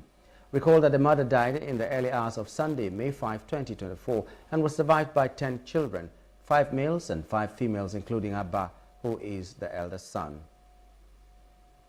Meanwhile, the Nigeria Police Force NPF has rescued the 2 daughters of Honorable Aminu Ardo, a member of the Zamfara State House of Assembly, after they were held captive for 17 months. Miriam, 10, and Nana Asmau, 8, were handed over to their father at the force headquarters in Abuja on Wednesday. The Deputy Force Public Relations Officer, PRO, CSP Saku Victor, stated that the rescue was made possible through the collaborative efforts of various security agencies coordinated by the Office of the National Security Advisor, ONSA. According to the police, the children were initially abducted by their mother and other siblings, but fortunately the mother managed to escape with the other children, leaving Miriam and Nana behind. Speaking further, the police said under the renewed hope agenda of President Bola Tinubu's administration, there has been a robust focus on security reforms aimed at enhancing the effectiveness and responsiveness of the country's security architecture. The Defense Headquarters has urged Governor Diko Rada of Katsina to approach the military high command to substantiate his allegation that the military has been aiding and profiting from terrorism activities in the state. This was contained in a statement issued by the Director of Defense Media Operations, Major General Edward Buba, on Wednesday in Abuja. Buba said the governor made the allegation when he granted an interview on Channel's television program, Politics Today, on April 5. According to him, the military is subservient to all elected government representatives and therefore regard the relationship with the utmost respect. The Deputy Inspector General of Police in charge of ICT Department Force Headquarters and South DIG Sokari Pedro has identified kidnapping, robbery and land grabbing as the most common offenses in Delta and Edo. The DIG Pedro stated the resolve of the force to deploy artificial intelligence to fighting crimes in the country. DIG Pedro stated this in Asaba during an interactive meeting with officers of Delta Command and stakeholders. Our Sabah correspondent, Dakwamajero Friday, reports that the DIG appreciated Deltans for their cooperation with police officers in Delta towards fighting against crimes and encouraged them to always avail the police of useful information that will assist the police being at peace across the 25 local government areas of the state. Delta and Edo, I notice high trend in 3 areas of crime. That is kidnapping, cultism, and which other one again? Cultism, kidnapping. But one area again I want to talk about, which is silent, is the issue of land grabbing. A lot of criminalities are involved when you talk about land grab. Land grab, as you call it, is a civil offense, which police has no right to investigate. But there are times when a civil offense becomes a crime. When you report, maybe because you don't know, you come to report that your land has been, it has been encroached upon, Now policeman now tells you, go and bring money, let us start investigation on this, that. Ordinarily, it's supposed to tell you that such a case is not a case that police will investigate. The Nigerian Security and Civil Defense Corps, NSCDC, has arrested some suspects for allegedly supplying petroleum products to Cameroon Republic. NSCDC nabbed members of the gang said to be operating between the borders of Nigeria and the neighboring Cameroon Republic in Adamawa State. Corps Commander Ibrahim Mainasara disclosed this at a press briefing in his office in Yola, the Adamawa State capital. It was the DSS that went for operations, intercepted them, arrested them, and handed over to Nigerian Security and Civil Defense Corps. Well, we have even gone far to obtain a court order to refuse such a kind of thing, because it's to some extent it's against the law. A product that is meant for Adamawa State populace, and they want to divert it to somewhere else, of which in a real situation it's not supposed to be like that. They will remand those people that were arrested. They will be remanded and are dealt with ruthlessly. There are about I think about 18 or so. So thereabouts, they are mainly being packed. They are handed to us and they are in the custody of. The Arewa Consultative Forum, ACF, says some policies of the President Bola Ahmed Tinubu-led administration are responsible for the worsening standard of living, inflation rate, economic hardship and unemployment in Nigeria. The forum stated this in a communique at the end of its National Executive Council meeting in Kaduna, read by the National Publicity Secretary, Professor Tukur Mohammed Baba. The times continue to be tough and challenging for the average citizen, who is daily confronted with runaway inflation, unemployment, rapid deterioration in standards of living, all in the face of incidents of insurgency, terrorism, and banditry.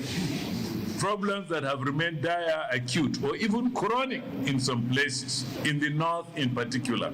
The immediate causes of the problems have been policies put in place by government over the past month, including but not confined to the removal of subsidies from the prices of petroleum products, floating of the naira, and astronomical hike in the cost of poorly supplied electricity, increasing tariffs and taxes against a seemingly insensitive profligacy in spending by public officials to list.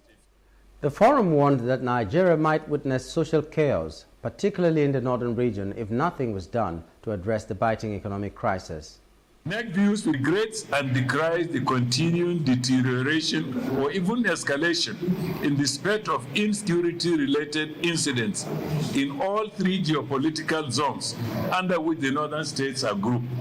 These problems reflect on the region's cascading political, social, and economic challenges, if untamed, are harbingers of citizens' discontent and social chaos. Government must move to curb such disparities, such as to ensure that Nigeria does not become a two states in one. Factors that unify rather than divide citizens along any lines should attract the attention of all concerned, government and citizens alike. ACF calls for urgent action and definitive attention by governments at all levels to confront rapid decline in living conditions of citizens. The addition of new taxes and levies are becoming increasingly burdensome for ordinary Nigerians to bear. The need for a rollout of public policy programs and projects aimed at addressing low purchasing power challenges is clearly indicated. Minister of Marine and Blue Economy, Adeboyega Oyetola, has emphasized the importance of enhancing marine food security and environmental stability through a more organized and deliberate approach, particularly with the establishment of a new ministry dedicated to this cause. The former governor of Osun State made this remark while visiting the Nigerian Institute of Oceanography and Marine Research, NIOM, where he held a productive meeting with Professor Sule Abiodun and his committed team. Plus TV news correspondent has more. During the minister's recent visit, he was able to gain valuable insights into the institution, particularly as Professor Sule Abiodun comprehensively demonstrated its functions. The effort of NOMA, be able to get 20 nautical mile gay. He emphasized the importance of the ministry in bringing about significant changes in food security, cleanliness, and sustainability. Well, I'm happy to be here today as part of my visit to all the agencies. I'm glad that by the time the Department of Fisheries was moved to Marine Economy, obviously the Institute now belongs to Marine Economy. It's only right for me to visit the agency to see what is going on. I'm delighted to see what I've been able to do so far, and I believe I want to urge you to double the efforts. We're lucky that we now have a ministry that caters essentially for marine activity, and we believe that we secure additional multiple lives in many of the marine time today.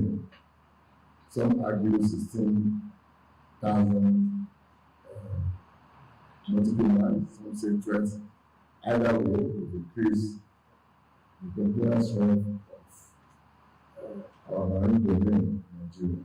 The executive director of the Institute, Professor Sule Abiodun, left no stone unturned in showcasing the institution's functions and achievements to the minister, highlighting the progress made by the center.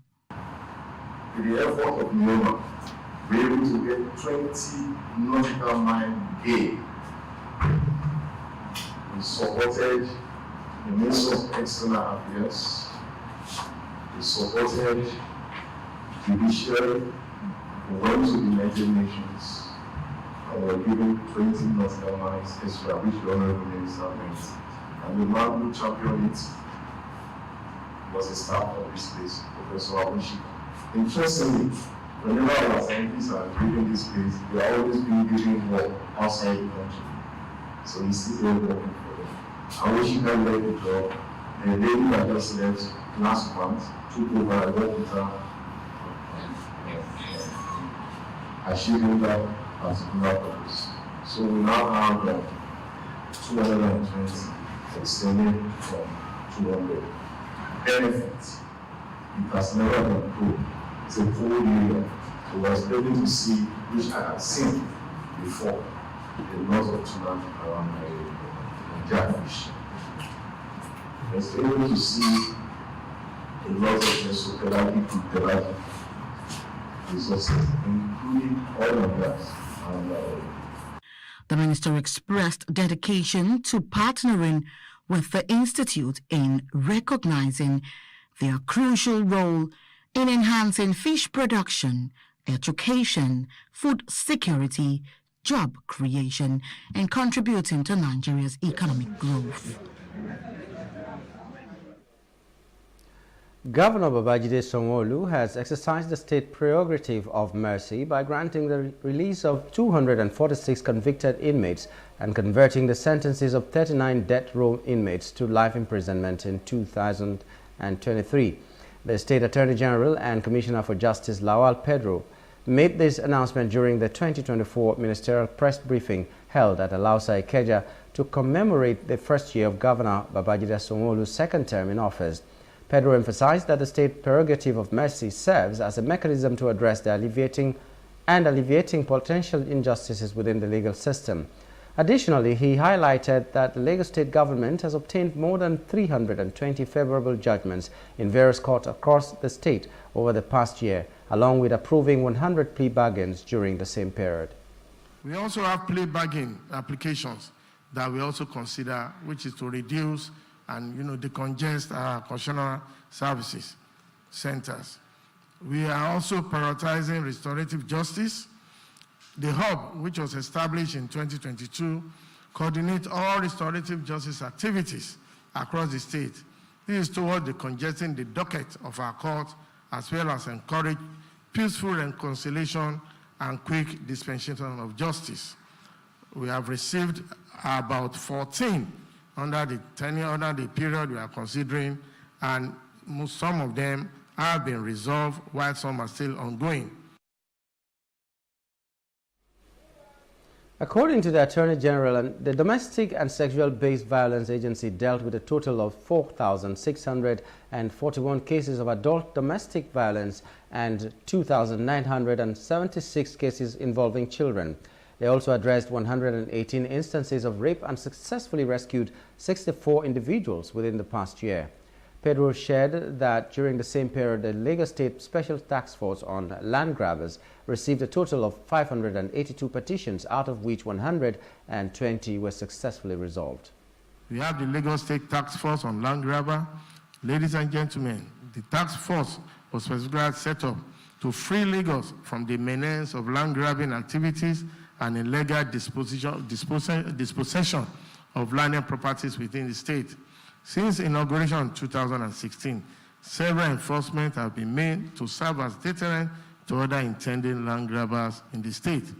I must tell you that that office will soon be undergoing reorganization to make it more effective, and with the already agreement and support of the Inspector General of Police, we have a new deal in the state against land grabbers.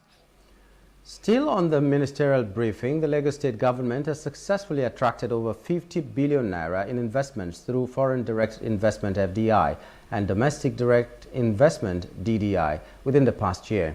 Commissioner for Commerce, Cooperative, Trade and Investment Folashade Ambrose Medebem made this announcement today in Alausa. The new multi-billion naira investment, including Twinings Ovaltines Nigeria Limited, owned by Associated British Foods PLC, are expected to enhance the state's productive capacity, create jobs opportunities, and boost the economy. In the last 1 year of the second term of the administration, the ministry stepped up its activities in its commitment to attract and sustain viable and vibrant investment and develop commercial, trade, industrial, and cooperative-based activities in the state. We sought to drive sustainable economic growth through improved business support policies and infrastructures to continue to attract foreign and domestic investments, and also to ensure that the equal growth of nanos and micro, small, and medium enterprises also thrived. Additionally, the state government, in partnership with the Bank of Industry, has finalized plans for 1 billion naira each in production and trade funding to support nano, micro, small, and medium enterprises with exportable products. This initiative aims at helping these businesses expand and generate foreign exchange. Commissioner Ambrose Medebem reiterated the commitment of the state government led by Governor Babajide Sanwo-Olu to collaborate with the organized private sector to create a conducive business environment in the state. I'm happy to say that we recently also focused on ensuring that we continue to drive trade expansion across the UAE, And in order to continue to facilitate trade promotion and industrial development, we signed, and by that I say the Nigerian Trade House in Dubai, the state government led by Mr. Governor Babajide Sanwo-Olu signed a memorandum of understanding with the Nigerian Arabian Gulf Chamber of Commerce. And the whole essence of that really was to ensure that we can continue to work with our MSMEs and ensure that they're all set up for success. And by success, I mean exportable success, to ensure that we start to send our products out to the UAE for businesses to thrive. Also, the Lagos State government has announced plans to establish the Lagos State Essential Medicines Agency, LSEMA, to ensure seamless management and distribution of essential medicines within the state. State Commissioner for Health, Professor Akin Abayomi, disclosed this during the ministerial press briefing in Alausa, Ikeja. He explained that establishment of LSEMA represents a pivotal initiative aimed at transforming the management and distribution of essential medicines in line with the federal government's mandate for every state to set up a drug management agency. Professor Abayomi also noted that the application of economies of scale during bulk purchases would help maintain stable prices for essential medicines regardless of economic fluctuations. Healthcare, as we acknowledge, is not just an individual concern, but a collective responsibility. It requires the concerted effort of every sector of society, the government, the private sector, non-governmental organizations, and the public at large. Our administration, under the leadership of Governor Babajide Sanwo-Olu, recognizes the critical role of health in the socio-economic development of our state. Healthy citizens are the backbone of a robust economy, and every step we take towards improving the healthcare is a step towards a more prosperous Lagos. The Commissioner emphasized the importance of public-private partnerships, stating that LSEMA would leverage productive partnerships with the private sector to enhance operational capacities. In her remarks, the Special Advisor to the Governor on Health, Dr. Kemi Ogunyemi, said the state has concluded plans to commence a free medical outreach program tagged Alafia Eco, targeting 25,000 residents across the 6 Lagos health districts. The Medical Diagnostics Service Provision Scheme will exemplify how public-private partnerships can significantly impact healthcare by combining public oversight with private sector innovation and efficiencies in synergistic collaborations. Through this initiative, Lagos State has addressed crucial infrastructural and service needs, ensuring residents receive top-notch medical diagnostic services and reducing the dependency on external medical services. That sometimes they don't give you all the complements of drugs. Some of those drugs are out of stock. They ask you to come back another day, etc. Rather than have you undergo that sort of stress, we have mapped community pharmacies around all our health facilities. The lists are on our social media platforms, etc., whereby once you're not able to get the full complement of your drugs or they don't have the drugs that you need, you can go to the community pharmacy near you and collect those drugs free of charge, as opposed to you now having to use your funds to pay for yourself for something that you should have gotten free under the scheme. Hospitals are still supposed to provide you injectables, drugs that you use on admission, so it's principally only drugs for outpatient issues that you collect from the community pharmacies. A civil society group known as the Network of Corruption and Trafficking Initiative has accused the former governor of Delta State, Ifeanyi Okowa, of looting over 500 billion naira of Delta State funds in his 8 years of administration as governor of Delta State. This exposure was made at a media briefing by its Executive Director, Investigation, Tega Oganedoro, in Abuja on Tuesday, when members of the organization addressed the media on its findings over the looting of state funds by the immediate past governor, his family members and his cronies over a period of 8 years as the chief executive of Delta State. The organization did not also spare the Economic and Financial Crimes Commission, EFCC, and the Independent Corrupt Practices and Other Related Offences Commission, who are the leading anti-corruption agencies in the country, for turning a blind eye to the monumental corruption allegations against the former governor and his family members, which was transmitted to the agencies by NACAD. We are at a loss at why the EFCC and ICPC have not started investigating and prosecuting him despite looting over 500 billion naira from the state money. We have submitted petitions to such effect for months. If the EFCC will constantly turn a blind eye to such corruption that happened under Okowa, which makes that of ex-governor Yahaya Bello's 88 billion naira a child's play, then they should let Yahaya Bello walk scot-free. It seems that the EFCC is in bed with ex-governors from the South-South. When these guys finishes their tenure and we avail these anti-corruption agencies with information that could help people get back their funds, we find out that we don't see prompt actions in bringing these people to book. He says it is disheartening that after painstakingly investigating and auditing the financial records of Delta State and reporting the same to the EFCC and the ICPC, nothing is yet to be done till date. We have done a thorough investigation.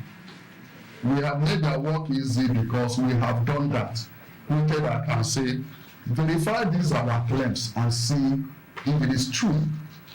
When you do that, you have done what you're supposed to do as a very responsible organization.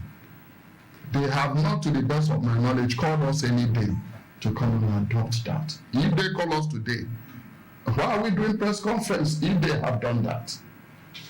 If we have seen that there are actions ongoing about those investigations, I don't think we have any reason to even bother you people here.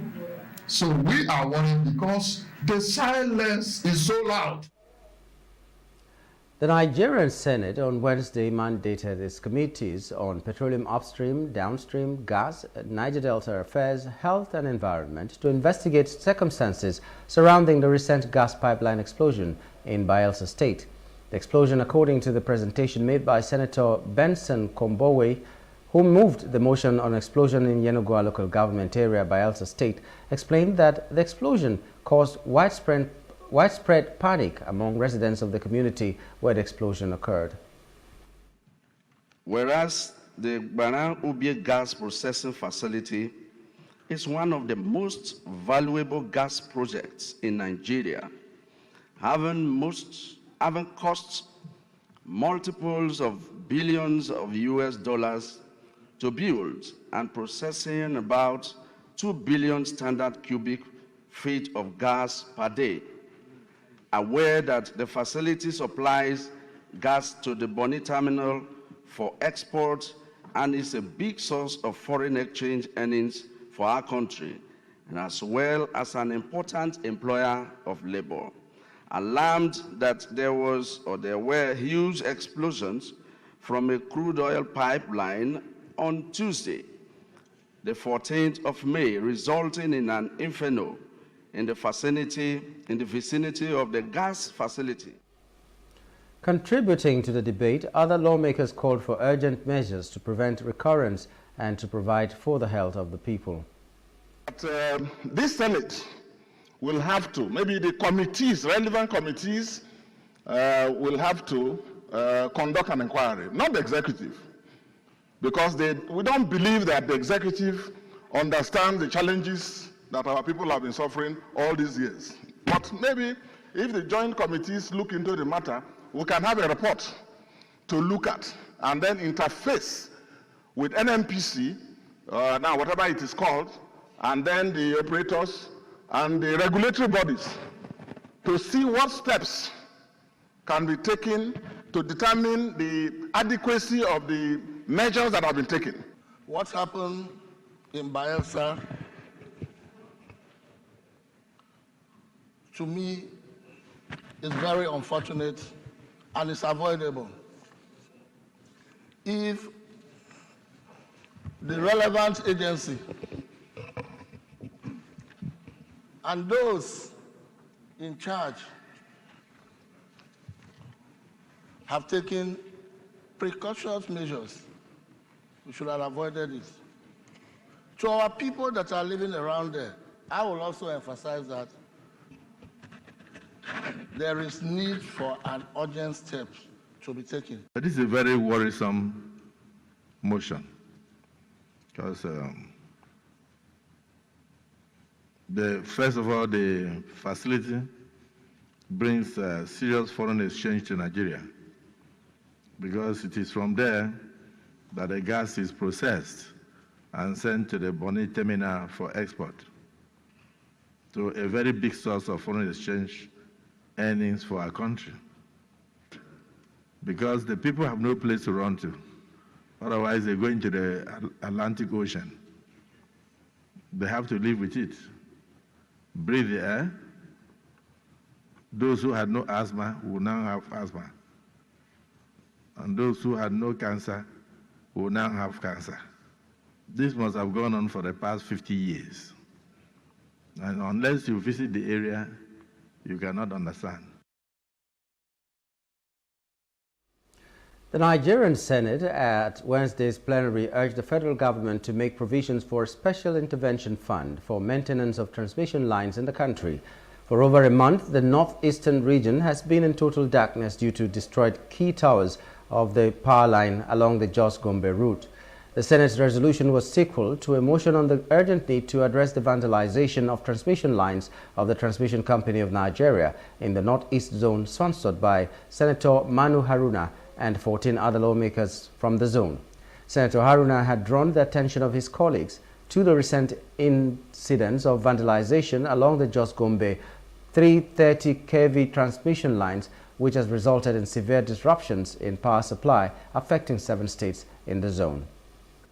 Recent incident of vandalization along the Jos-Gombe 330 kV transmission line have resulted in severe disruption to power supply, affecting the millions of residents, hospitals, commercial activities, communication networks, public safety, and the overall well-being of the people of Plateau, Bauchi, Gombe, Adamawa, Taraba, Yobe, and Borno states. The northern lawmakers, in their contributions to the debate, lamented the worsening cases of power outages in the northern part of the country and called for justice. UNDP categorized the northeastern part of Nigeria to be the poorest in Nigeria, the late 90s. And this situation has remained to date. Mr. President, when we are talking about restoring electricity in the Northeast, what we have is minuscule. It's small compared to what other parts of the country get. Mr. President, it is very appealing that a very, very important part of this country, comprising 6 states and part of Plateau, can be kept in darkness non-stop, and nothing to show on the part of TCN to show that they are really very serious to solve this problem. People have been complaining, in Momo. We have gone to them, I've written to them. Our governors have talked to them, traditional rulers, National Assembly members individually. Sympathize with the people of Northeast for lack of electricity for more than a month, which speaks volume of negativity in every facet of our livelihood today. But this issue, because of the importance of power in contemporary world, shouldn't be only confined or limited to Northeast. I want us to go beyond restoration of electricity supply in the Northeast. We should find out the culprits, those that are responsible for the vandalization of the power line. It is considered as economic sabotage for people to go and destroy government properties, whether it is electricity power towers or rail lines, roads, infrastructure generally.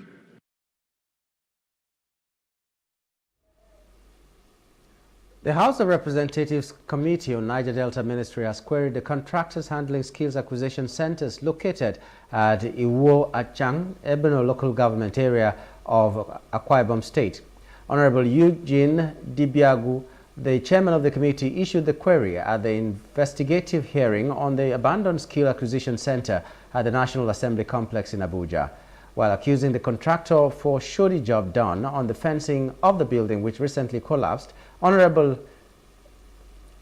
his response, the contractor handling the project says for the center to be fully completed in time, an additional 2 billion naira will be required, adding to the initial proposal of 4.2 billion naira earlier quoted for the project.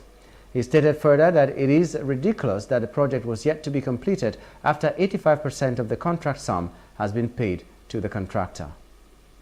After receiving your submission, we will equally engage the Ministry of Niger Delta, and then we find a date we will come for locus. It is after that we try to see whether there will be any consideration or valuation to your request. Because on the spot assessment, we'll be able to find out where you are culpable. For instance, the fence you said you built that fell, we want to know whether it's your fault that fence fell or as a result of natural disaster. But the sad reality is that even when we have committed 6.2 billion, that center can still not work. You know why? This is just infrastructure. We have not taken into consideration the workshops, equipping of the workshop, instrumentation workshop, welding workshop, and all the departments that will be created for this facility to work. That contract chairman has not even been contemplated. So even when we spend 6.2 billion naira for this facility to stand, we have not even done anything. Still ahead, Ireland, Norway and Spain to recognize Palestinian state. Details when we return.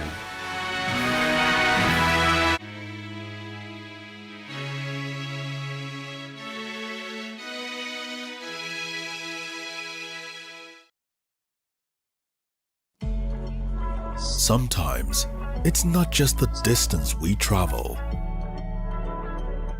It's the gaps we close.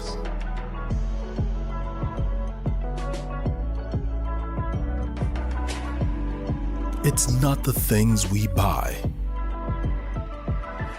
It's the memories we create. Sometimes, it's beyond the places we go. It's the connections we make. Not just the things we taste. It's the taste of things to come. And it's never a question of if, but when. Because life is always just a bit better with American Express. Introducing the Access Bank American Express Gold Card and the Metal Platinum Card, now available through Access Bank. An African girl somewhere is sitting at home, accompanied by dreams that seem so far away. Africa is one of the continents with the highest out-of-school percentage in education, and girls are at an early disadvantage. The sub-Saharan Africa records about 18 million out-of-school girls. This gender gap extends to the tech space with a projection of only a 33% global female workforce representation in tech firms for 2022. Let us help change the stories and numbers. Africa Agility's Project Train a Girl campaign is working to help train African girls in tech. You can donate as little as $2 or 2,000 naira to help a girl in tech get her heels in the door. Visit www.africaagility.rallyup.com/PTAG to donate.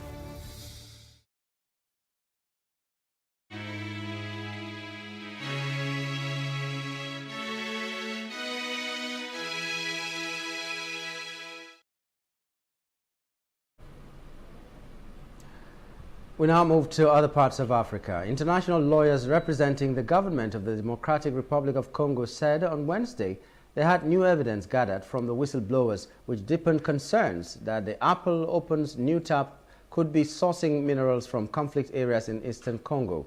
In a statement, the lawyer urged Apple to answer questions about its supply chain in the country and said they were evaluating legal options. Apple did not immediately respond to Reuters' request for comment. Congo's lawyers notified Apple CEO Tim Cook on April 22 of a series of concerns about its supply chain and also wrote to Apple's subsidiaries in France demanding answers within 3 weeks.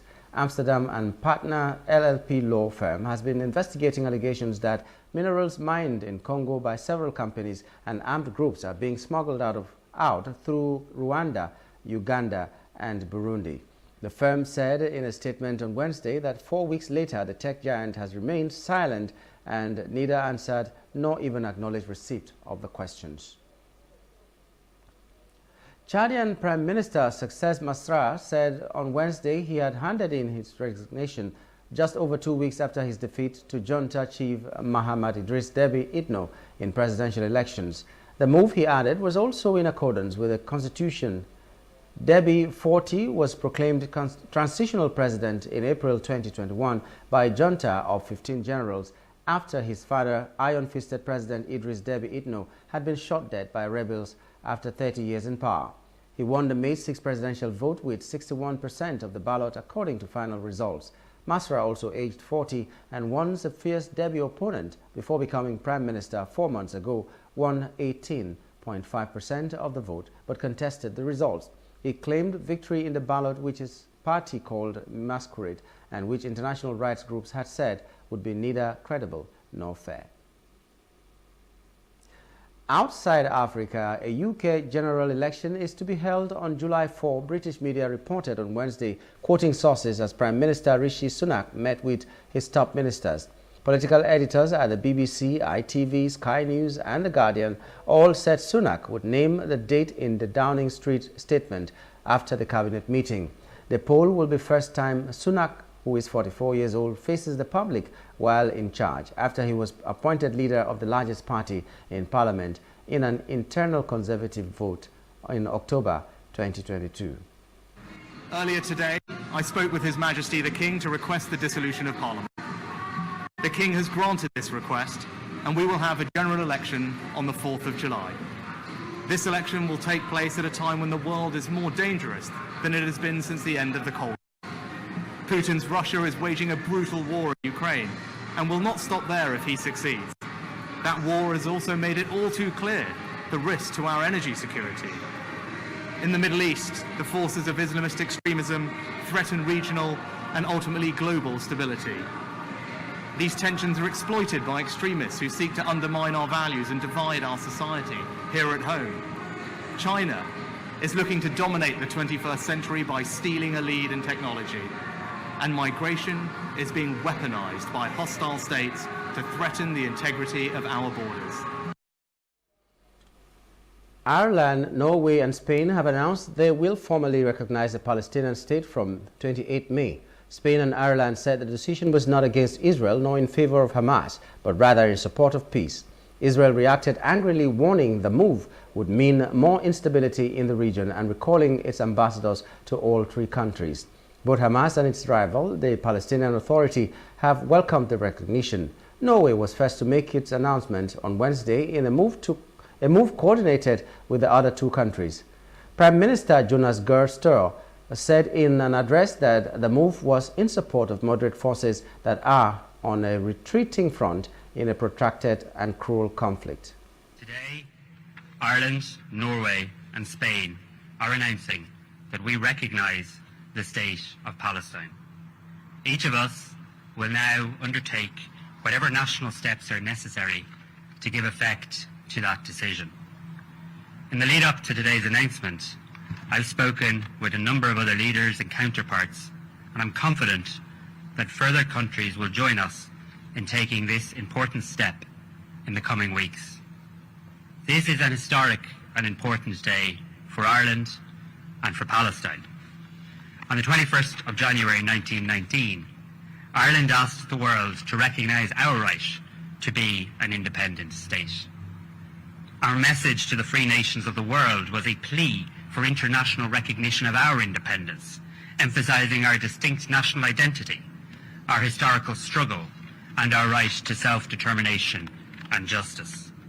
Today, we use the same language to support the recognition of Palestine as a state. Up next, Nigeria ranks high as the World Bank releases list of top 10 countries indebted to China.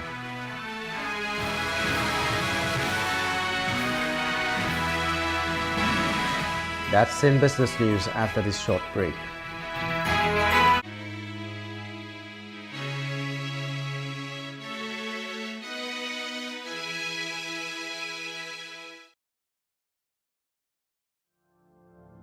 My name is Adejokela Sisi.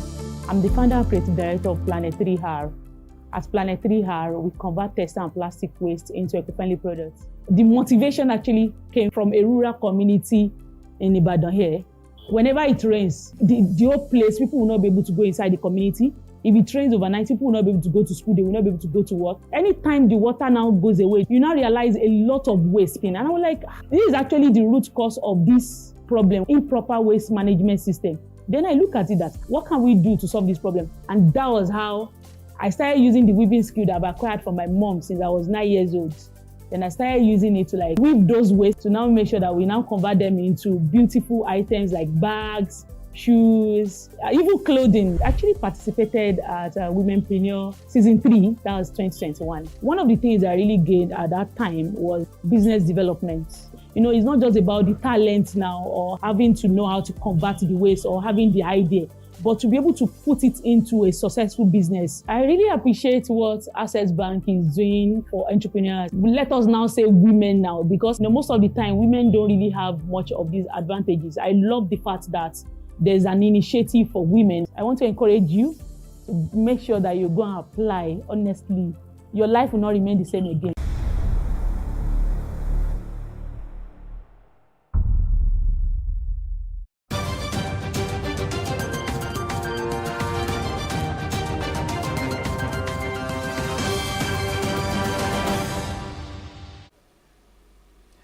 In business news, in the last decade, external debt for low and middle income countries has spiked and economic growth has outgrown this, raising serious concerns.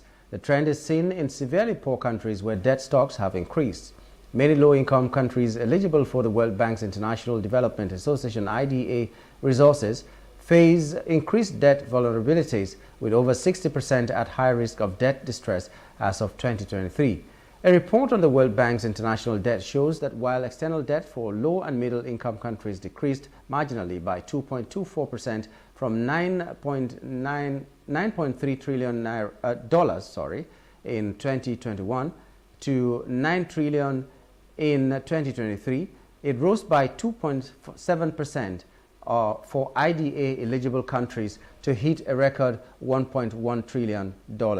Data from the World Bank shows how much each country owes to China. The World Bank lists the top 10 countries in debt to China as of 2022.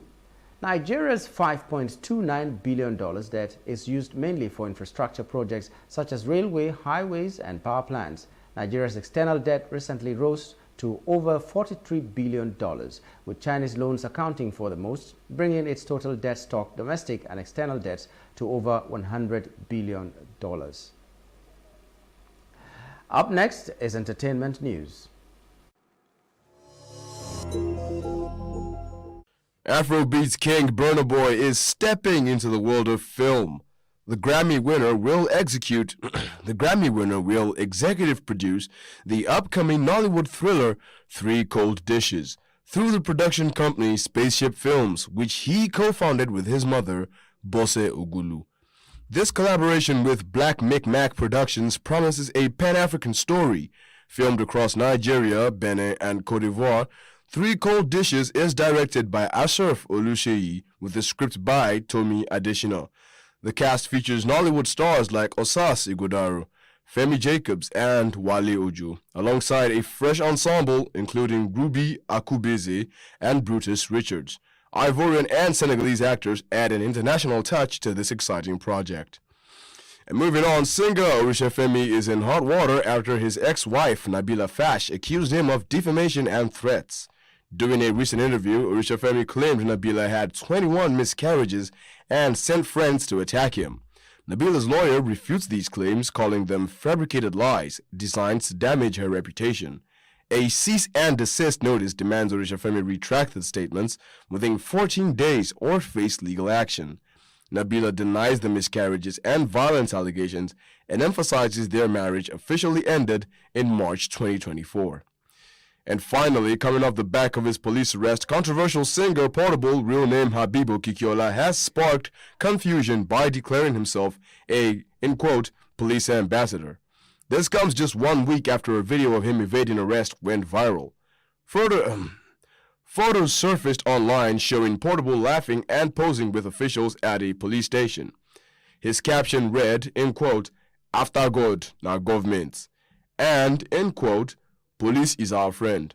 He also called himself a, in quote, government's child and an, in quote, ambassador for the police.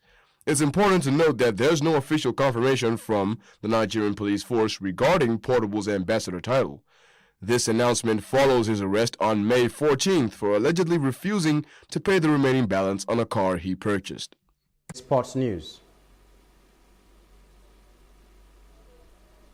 Coming up next is sports news.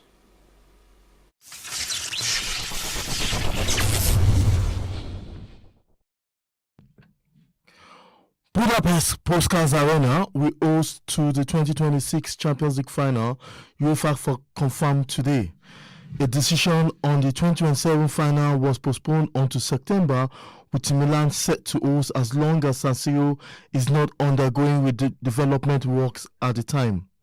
It's the first time Hungary will host a final of the European Elite Club competition. However, the 67,000 capacity Puskás Arena was used for the 2023 Europa League final and matches as Euro 2020. The Europa final will be held in Istanbul 2026 and Frankfurt in 2027. Moving on, Nigeria's men amputee football team, the Special Eagles, are through to the quarterfinals of the ongoing amputee AFCON in Egypt, following a comprehensive 11-0 win over Burundi in the last game today. Striker Michael Jerry was the star performer in the win, scoring 7 times, while Turkey-based Mohamed Grima scored a hat-trick plus another goal by Ola Buachi, make a light work of the newcomers. The big win sealed the top spot comfortably for the Eagles in Group A, thanks for the superior goal differences ahead of host Egypt. The Egyptians are beating Burundi 10-2 on Tuesday, following their goalless draw against Nigeria in the opening game last Saturday. Nigeria will now face the second-place team from Group B in the quarterfinals on Thursday night, while Liberia looks set to finish behind Morocco in that group, depending on the outcome of their encounter, which is a late kick-off on Wednesday night, taking place today. And that's the news now. For more stories, please follow us on Facebook, X, and Instagram, and do subscribe to our YouTube channel at Plus TV Africa and Plus TV Africa Lifestyle. You can also view us from Limex on limex.tv and Glow TV apps anywhere in the world. My name is Nyamgul Agaji. Thank you for being there.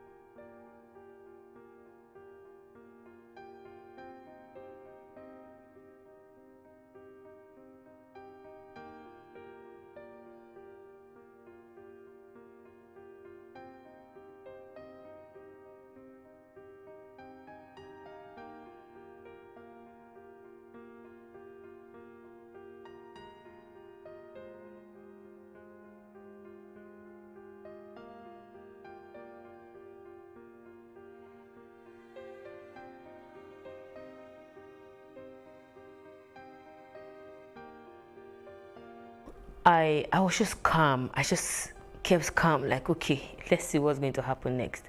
And they were there that night till at about 11 or 12 late in the night. And then they brought a bus. So they packed all of us. The bus was empty, like they had removed everything inside the bus. They made us sit. We sat in the bus and we drove. So we drove for a couple of hours. I can't remember how many hours, but like close to 7 hours. So on daybreak, I saw where we got to was like a house, very big house, gated, fenced and all that. And they just dropped us there and turned back. So I was surprised, like, So for the first time, and I had to ask the 4 ladies, the 3 other ladies that we left together, please, do you guys really know where exactly we are going to? Like, this whole thing is really looking blurry to me and I don't understand anything anymore. And they're like, even them too, they are even confused though. And to crown it up, they asked us not to talk to each other. They asked us not to say anything to each other. I don't understand. So I just looked everywhere and saw that, okay, there are batches and batches of people seated at different corners. Okay, so I really need to ask questions. So at that point, one Alhaji came out, like he's one in charge of that house, and then he did say, okay, let's look for something to eat. All through this while we are not eating, and he said we should fix something to eat, and they made one spaghetti that didn't have salt, and it was so very funny, like. So I just summoned courage. I went to meet the Alhaji. I said, please, sir, I need you to just be open and tell me what exactly is going on. Where am I, first of all? He said, Duruku. I said, where is Duruku? He now said, how do I expect him to be able to explain that? That Duruku, that is what he knows, this place is Duruku. I said, okay, do you know where exactly I'm going to? Or do you know the person that brought me here? He was like, maybe Libya you they go. I said, Libya. I said, I'm not going to Libya. He said, I still say you be Johnny just come. Like, he said, you don't reach here. The only thing now for you make you they go the place where then they carry you, they go. Say, they go come carry you tomorrow night. And he refused to say anything afterwards. So I went to sit down and relayed what he said to the other ladies. And everybody became very, very, very, like, upset and curious, like, okay, let's even find out. So just at that time, there was a lady in the particular room that had like 5 big bags, Ghana must go bags, big ones. So she said she was going back to Kano, that she stays in Kano. She sells gold and clothes. She speaks Yoruba. So she was explaining to one of the ladies. So that was the first instance where I started hearing information, and I just didn't want to believe. Honestly, I didn't believe at that point that maybe that is what we are in. But what she explained to the lady was that we are either being transported to Libya for prostitution or Italy. And then the lady said, she told her that no, the person that took us said we are going to Malaysia. And the lady now laughed and said that is what they will tell you, and that this is her 5th time going through this route.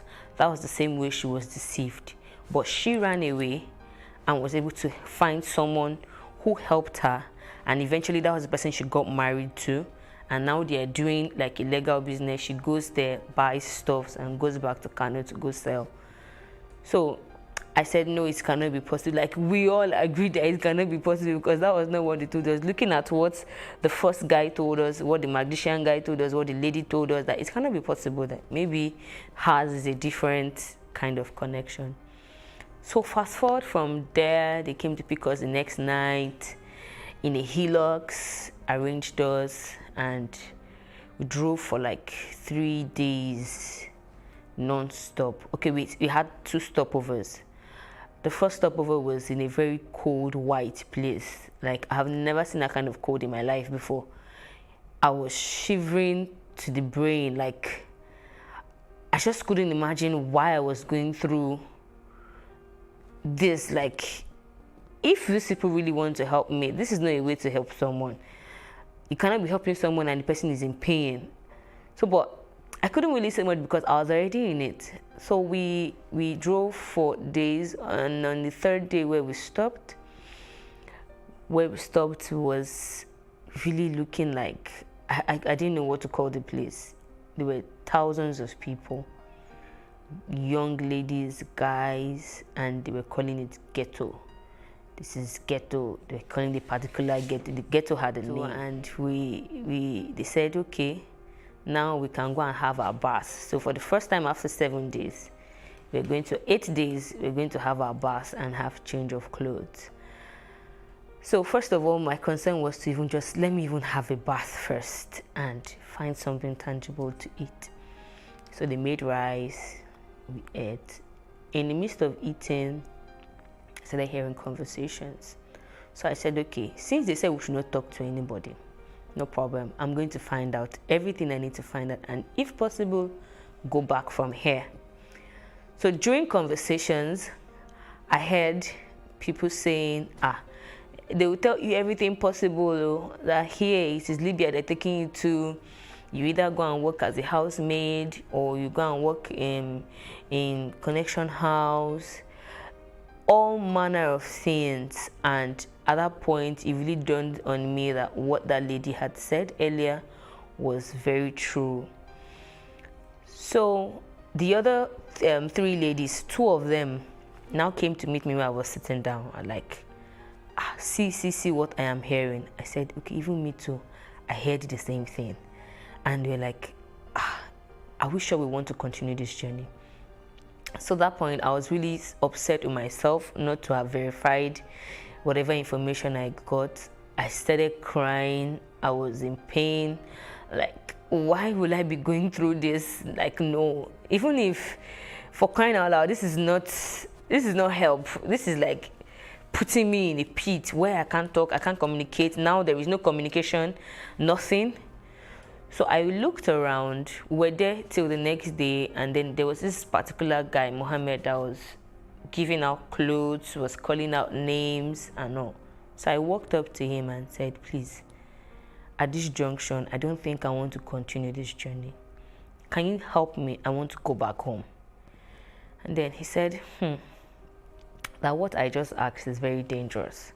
That if it was yesterday when I came that I said that it would have been, maybe you can manage or think of how to go about it. That already the person that I'm being taken to knows I'm here.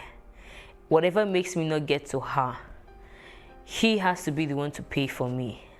I'm like, pay for me as how? He said, somebody paid for you to be brought to her, and pay transit, they pay additional money just to be sure that the person is being carried along.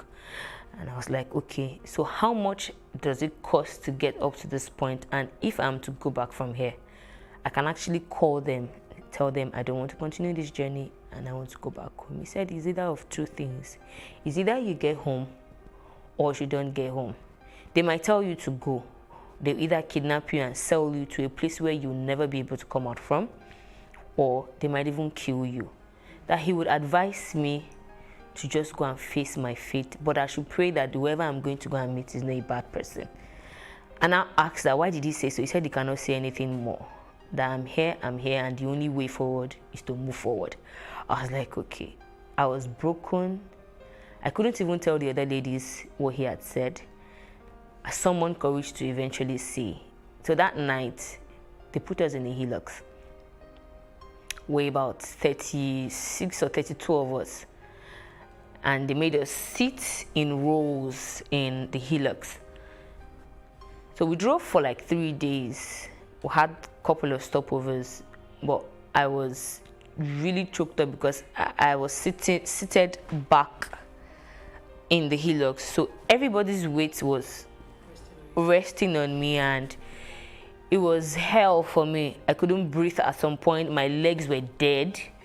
I couldn't move. Even when we stopped, I took like minutes. Most of us took like minutes to even be able to stand up. And I was like, no. But even if I were to travel by road, he did say it was going to be at some point. At least by now, the traveling by road should have stopped. And that was so I remembered what the other guy said at the where we were, that there's no flight, anything. They deceived you. Everything they told you was just to cajole you to decide to go, that there is no flight anywhere. You're going by road to wherever you're going to. So at that point, I was just concerned with one thing, which is surviving and coming back home at all cost.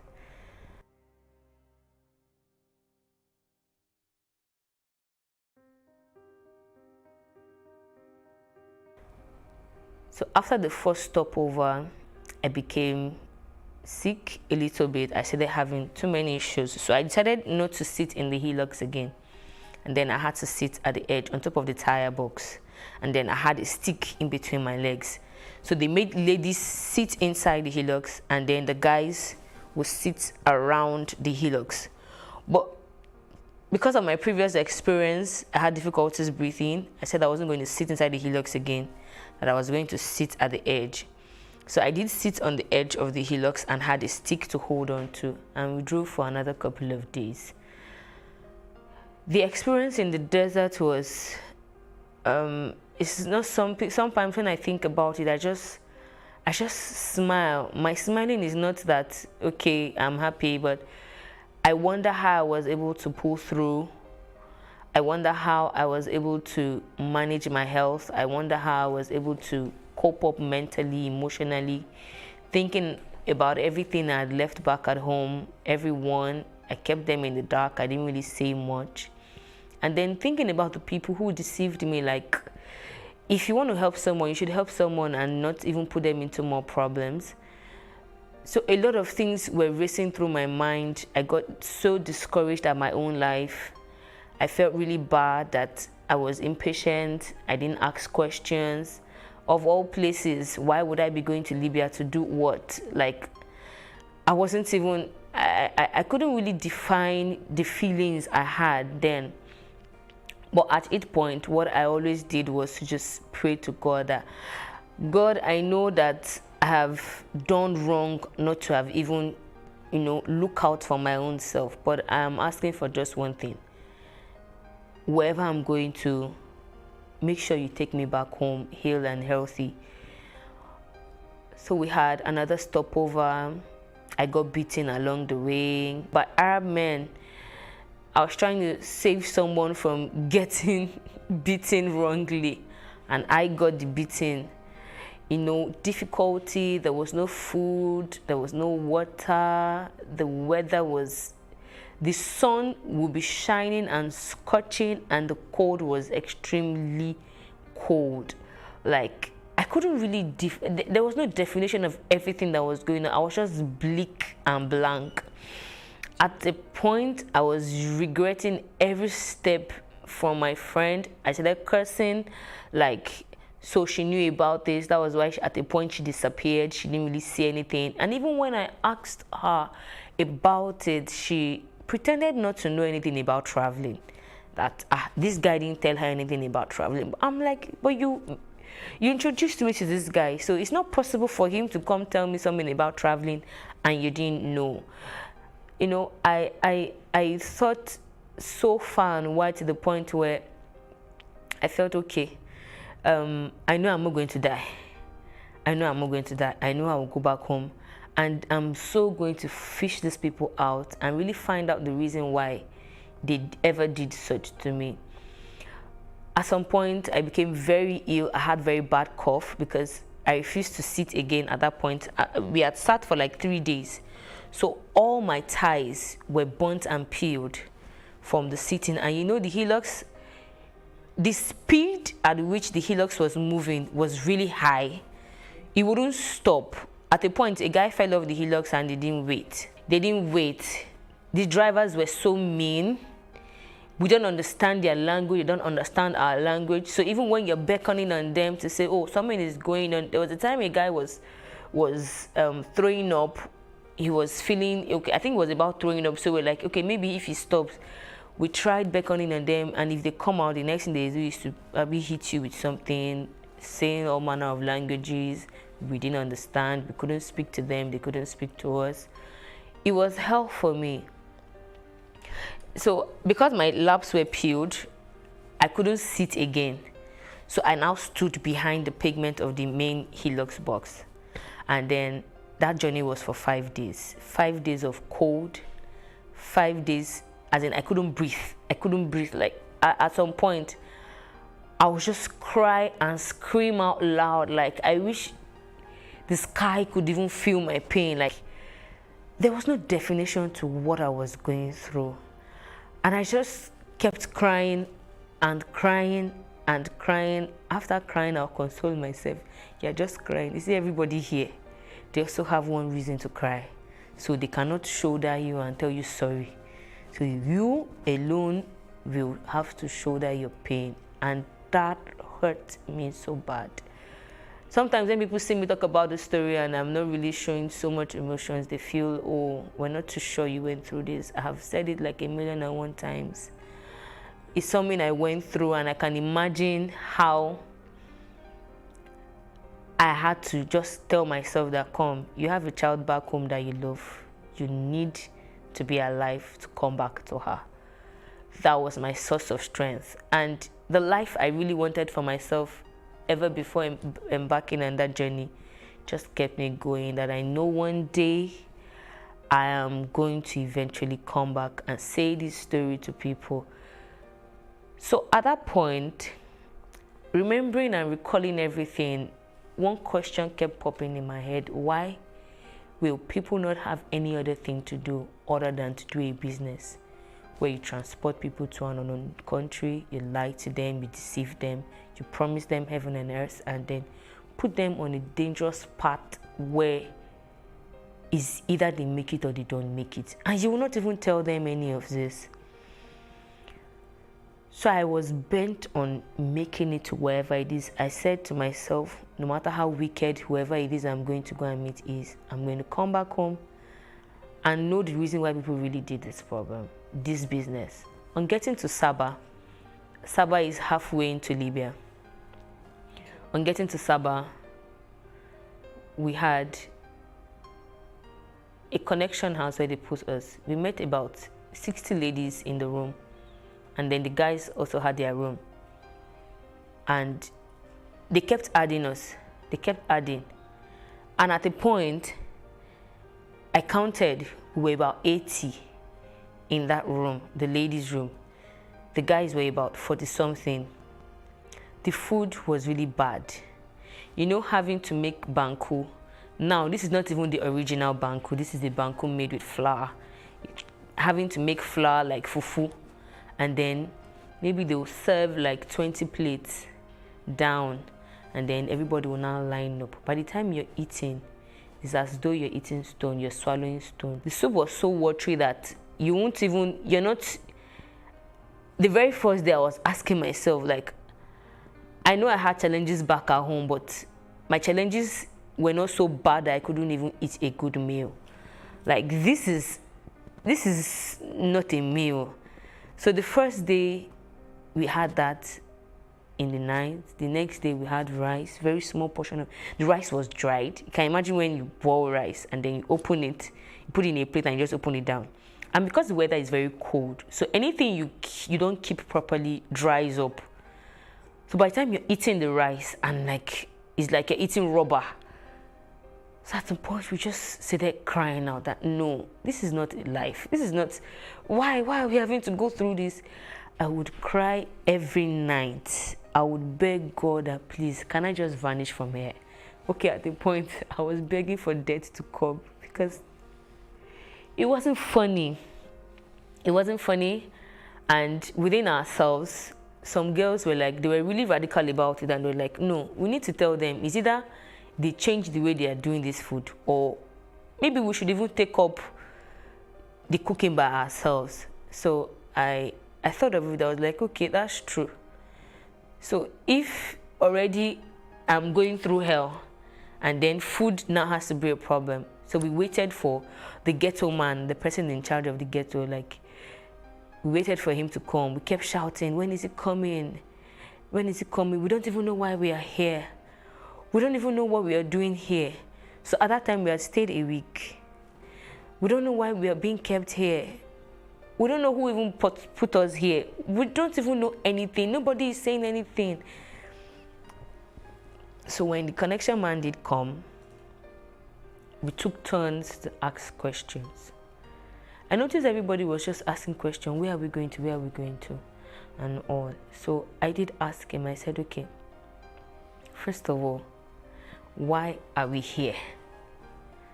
Do you have an answer, or do you know the reason why we are here? And then he said, you are here because you're being transported to your burger. And then we now asked, what is the meaning of a burger? He said a burger is the person that paid for you to be transported from Nigeria. So we're like, is that the reason why we are being given bad food? Like when you're given something to swallow and it's already hurting your throat, like practically almost everybody had sore throats from that banku. And it was like, okay, he doesn't know anything about the way the food was being prepared, but that this place is just a transit, and the reason why we are here is because the road is bad, there is war, and they cannot transport us. It's very risky, and that we might meet rebels on the way, and rebels, they either rape, kill, abduct. And we're like, okay, so for how long are we going to be here? He said, doesn't know until the war is over. So if it takes 1 month, if it takes 2 months, but just know that for every food you are eating, for every extra thing you collect here, your money is piling up. It is your burger that is paying, and when you get to wherever you're going to, you have to work to pay your burger back. So we now, 5 of us volunteered to be cooking our food by ourselves, and we were there for extra 2 weeks and some days. In total, we were there for 3 weeks and 5 days. And then we started the journey to Libya. That was where I had a near-death experience.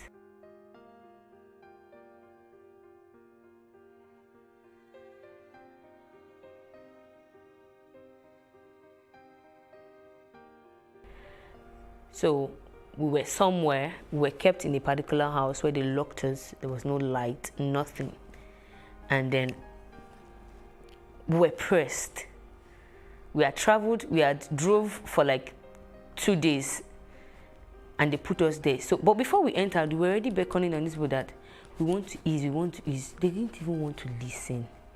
They were just pushing us like, how can you people just be pushing somebody like animals? We don't even know where we're going. Like, this is very unthinkable. So I held that urine. For good 2 days. So the next morning when they came, you now see them begging that, please, we want to wee. So the man was, arrogantly, he was talking, and he went to get a gallon, like this aluminum gallon. We now looked at it that, how a guy can pee in this, but how can a lady pee in this? And from the descriptions he was giving us, he meant that we shouldn't allow the pee to spill on the floor.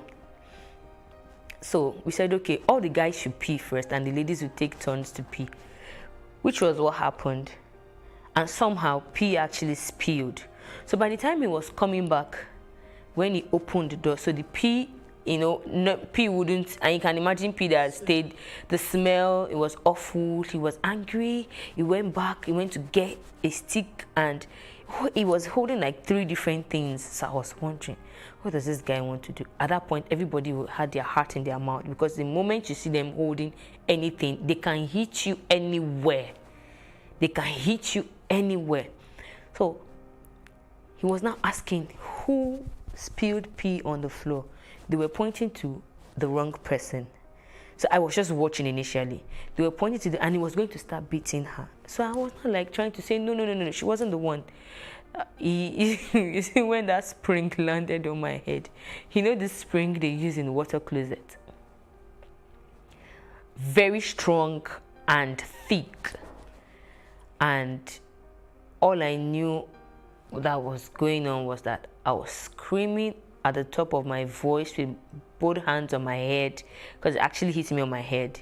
And when I gave birth, like 8 months, when I was 8 months pregnant, I fell in the bathtub and had a slit on my head from the tiles in the bathroom. So sometimes that part of the head still hurts. So when he hit that spring on my head, it was exactly on that spot, and he did it like 3 times. He kept hitting the spring on me. I remember crying till I didn't know what was going on. And you know, for the first time, when they say people have transition, I always wonder. I knew I was just lost somewhere. I knew something was going on to my body. I didn't know where I was. I didn't know what. I was just blank. But I could hear myself crying. I could hear myself crying, and I was just crying, as in, you know, bitter tears. You cry bitter tears, and you just have to still be the one to tell yourself, you have to stop. So by the time I woke up, the other ladies were like, you need to see the way they were rejoicing, because they said they didn't believe I was going to still come back to life. That, yeah, the head was actually bleeding at that point. Like, and at that point when I woke up, they had cleaned it, they had tried everything. I remember when they were pouring water on me. I remember when somebody was tapping me and everything, and I was like, they started explaining what actually happened. That the moment he hit that spring on my head the second time, I started screaming, and they noticed I was bleeding, and I cried, and I just went mute. And they were telling him that she's not talking, and the man just told them, bara, bara, bara, bara, and he went away. He said they were praying, they were begging God that this girl must not die. She has been like a source of strength to us. If she dies here, what is going to happen and all that. It actually took me 4 to 5 hours before I woke up.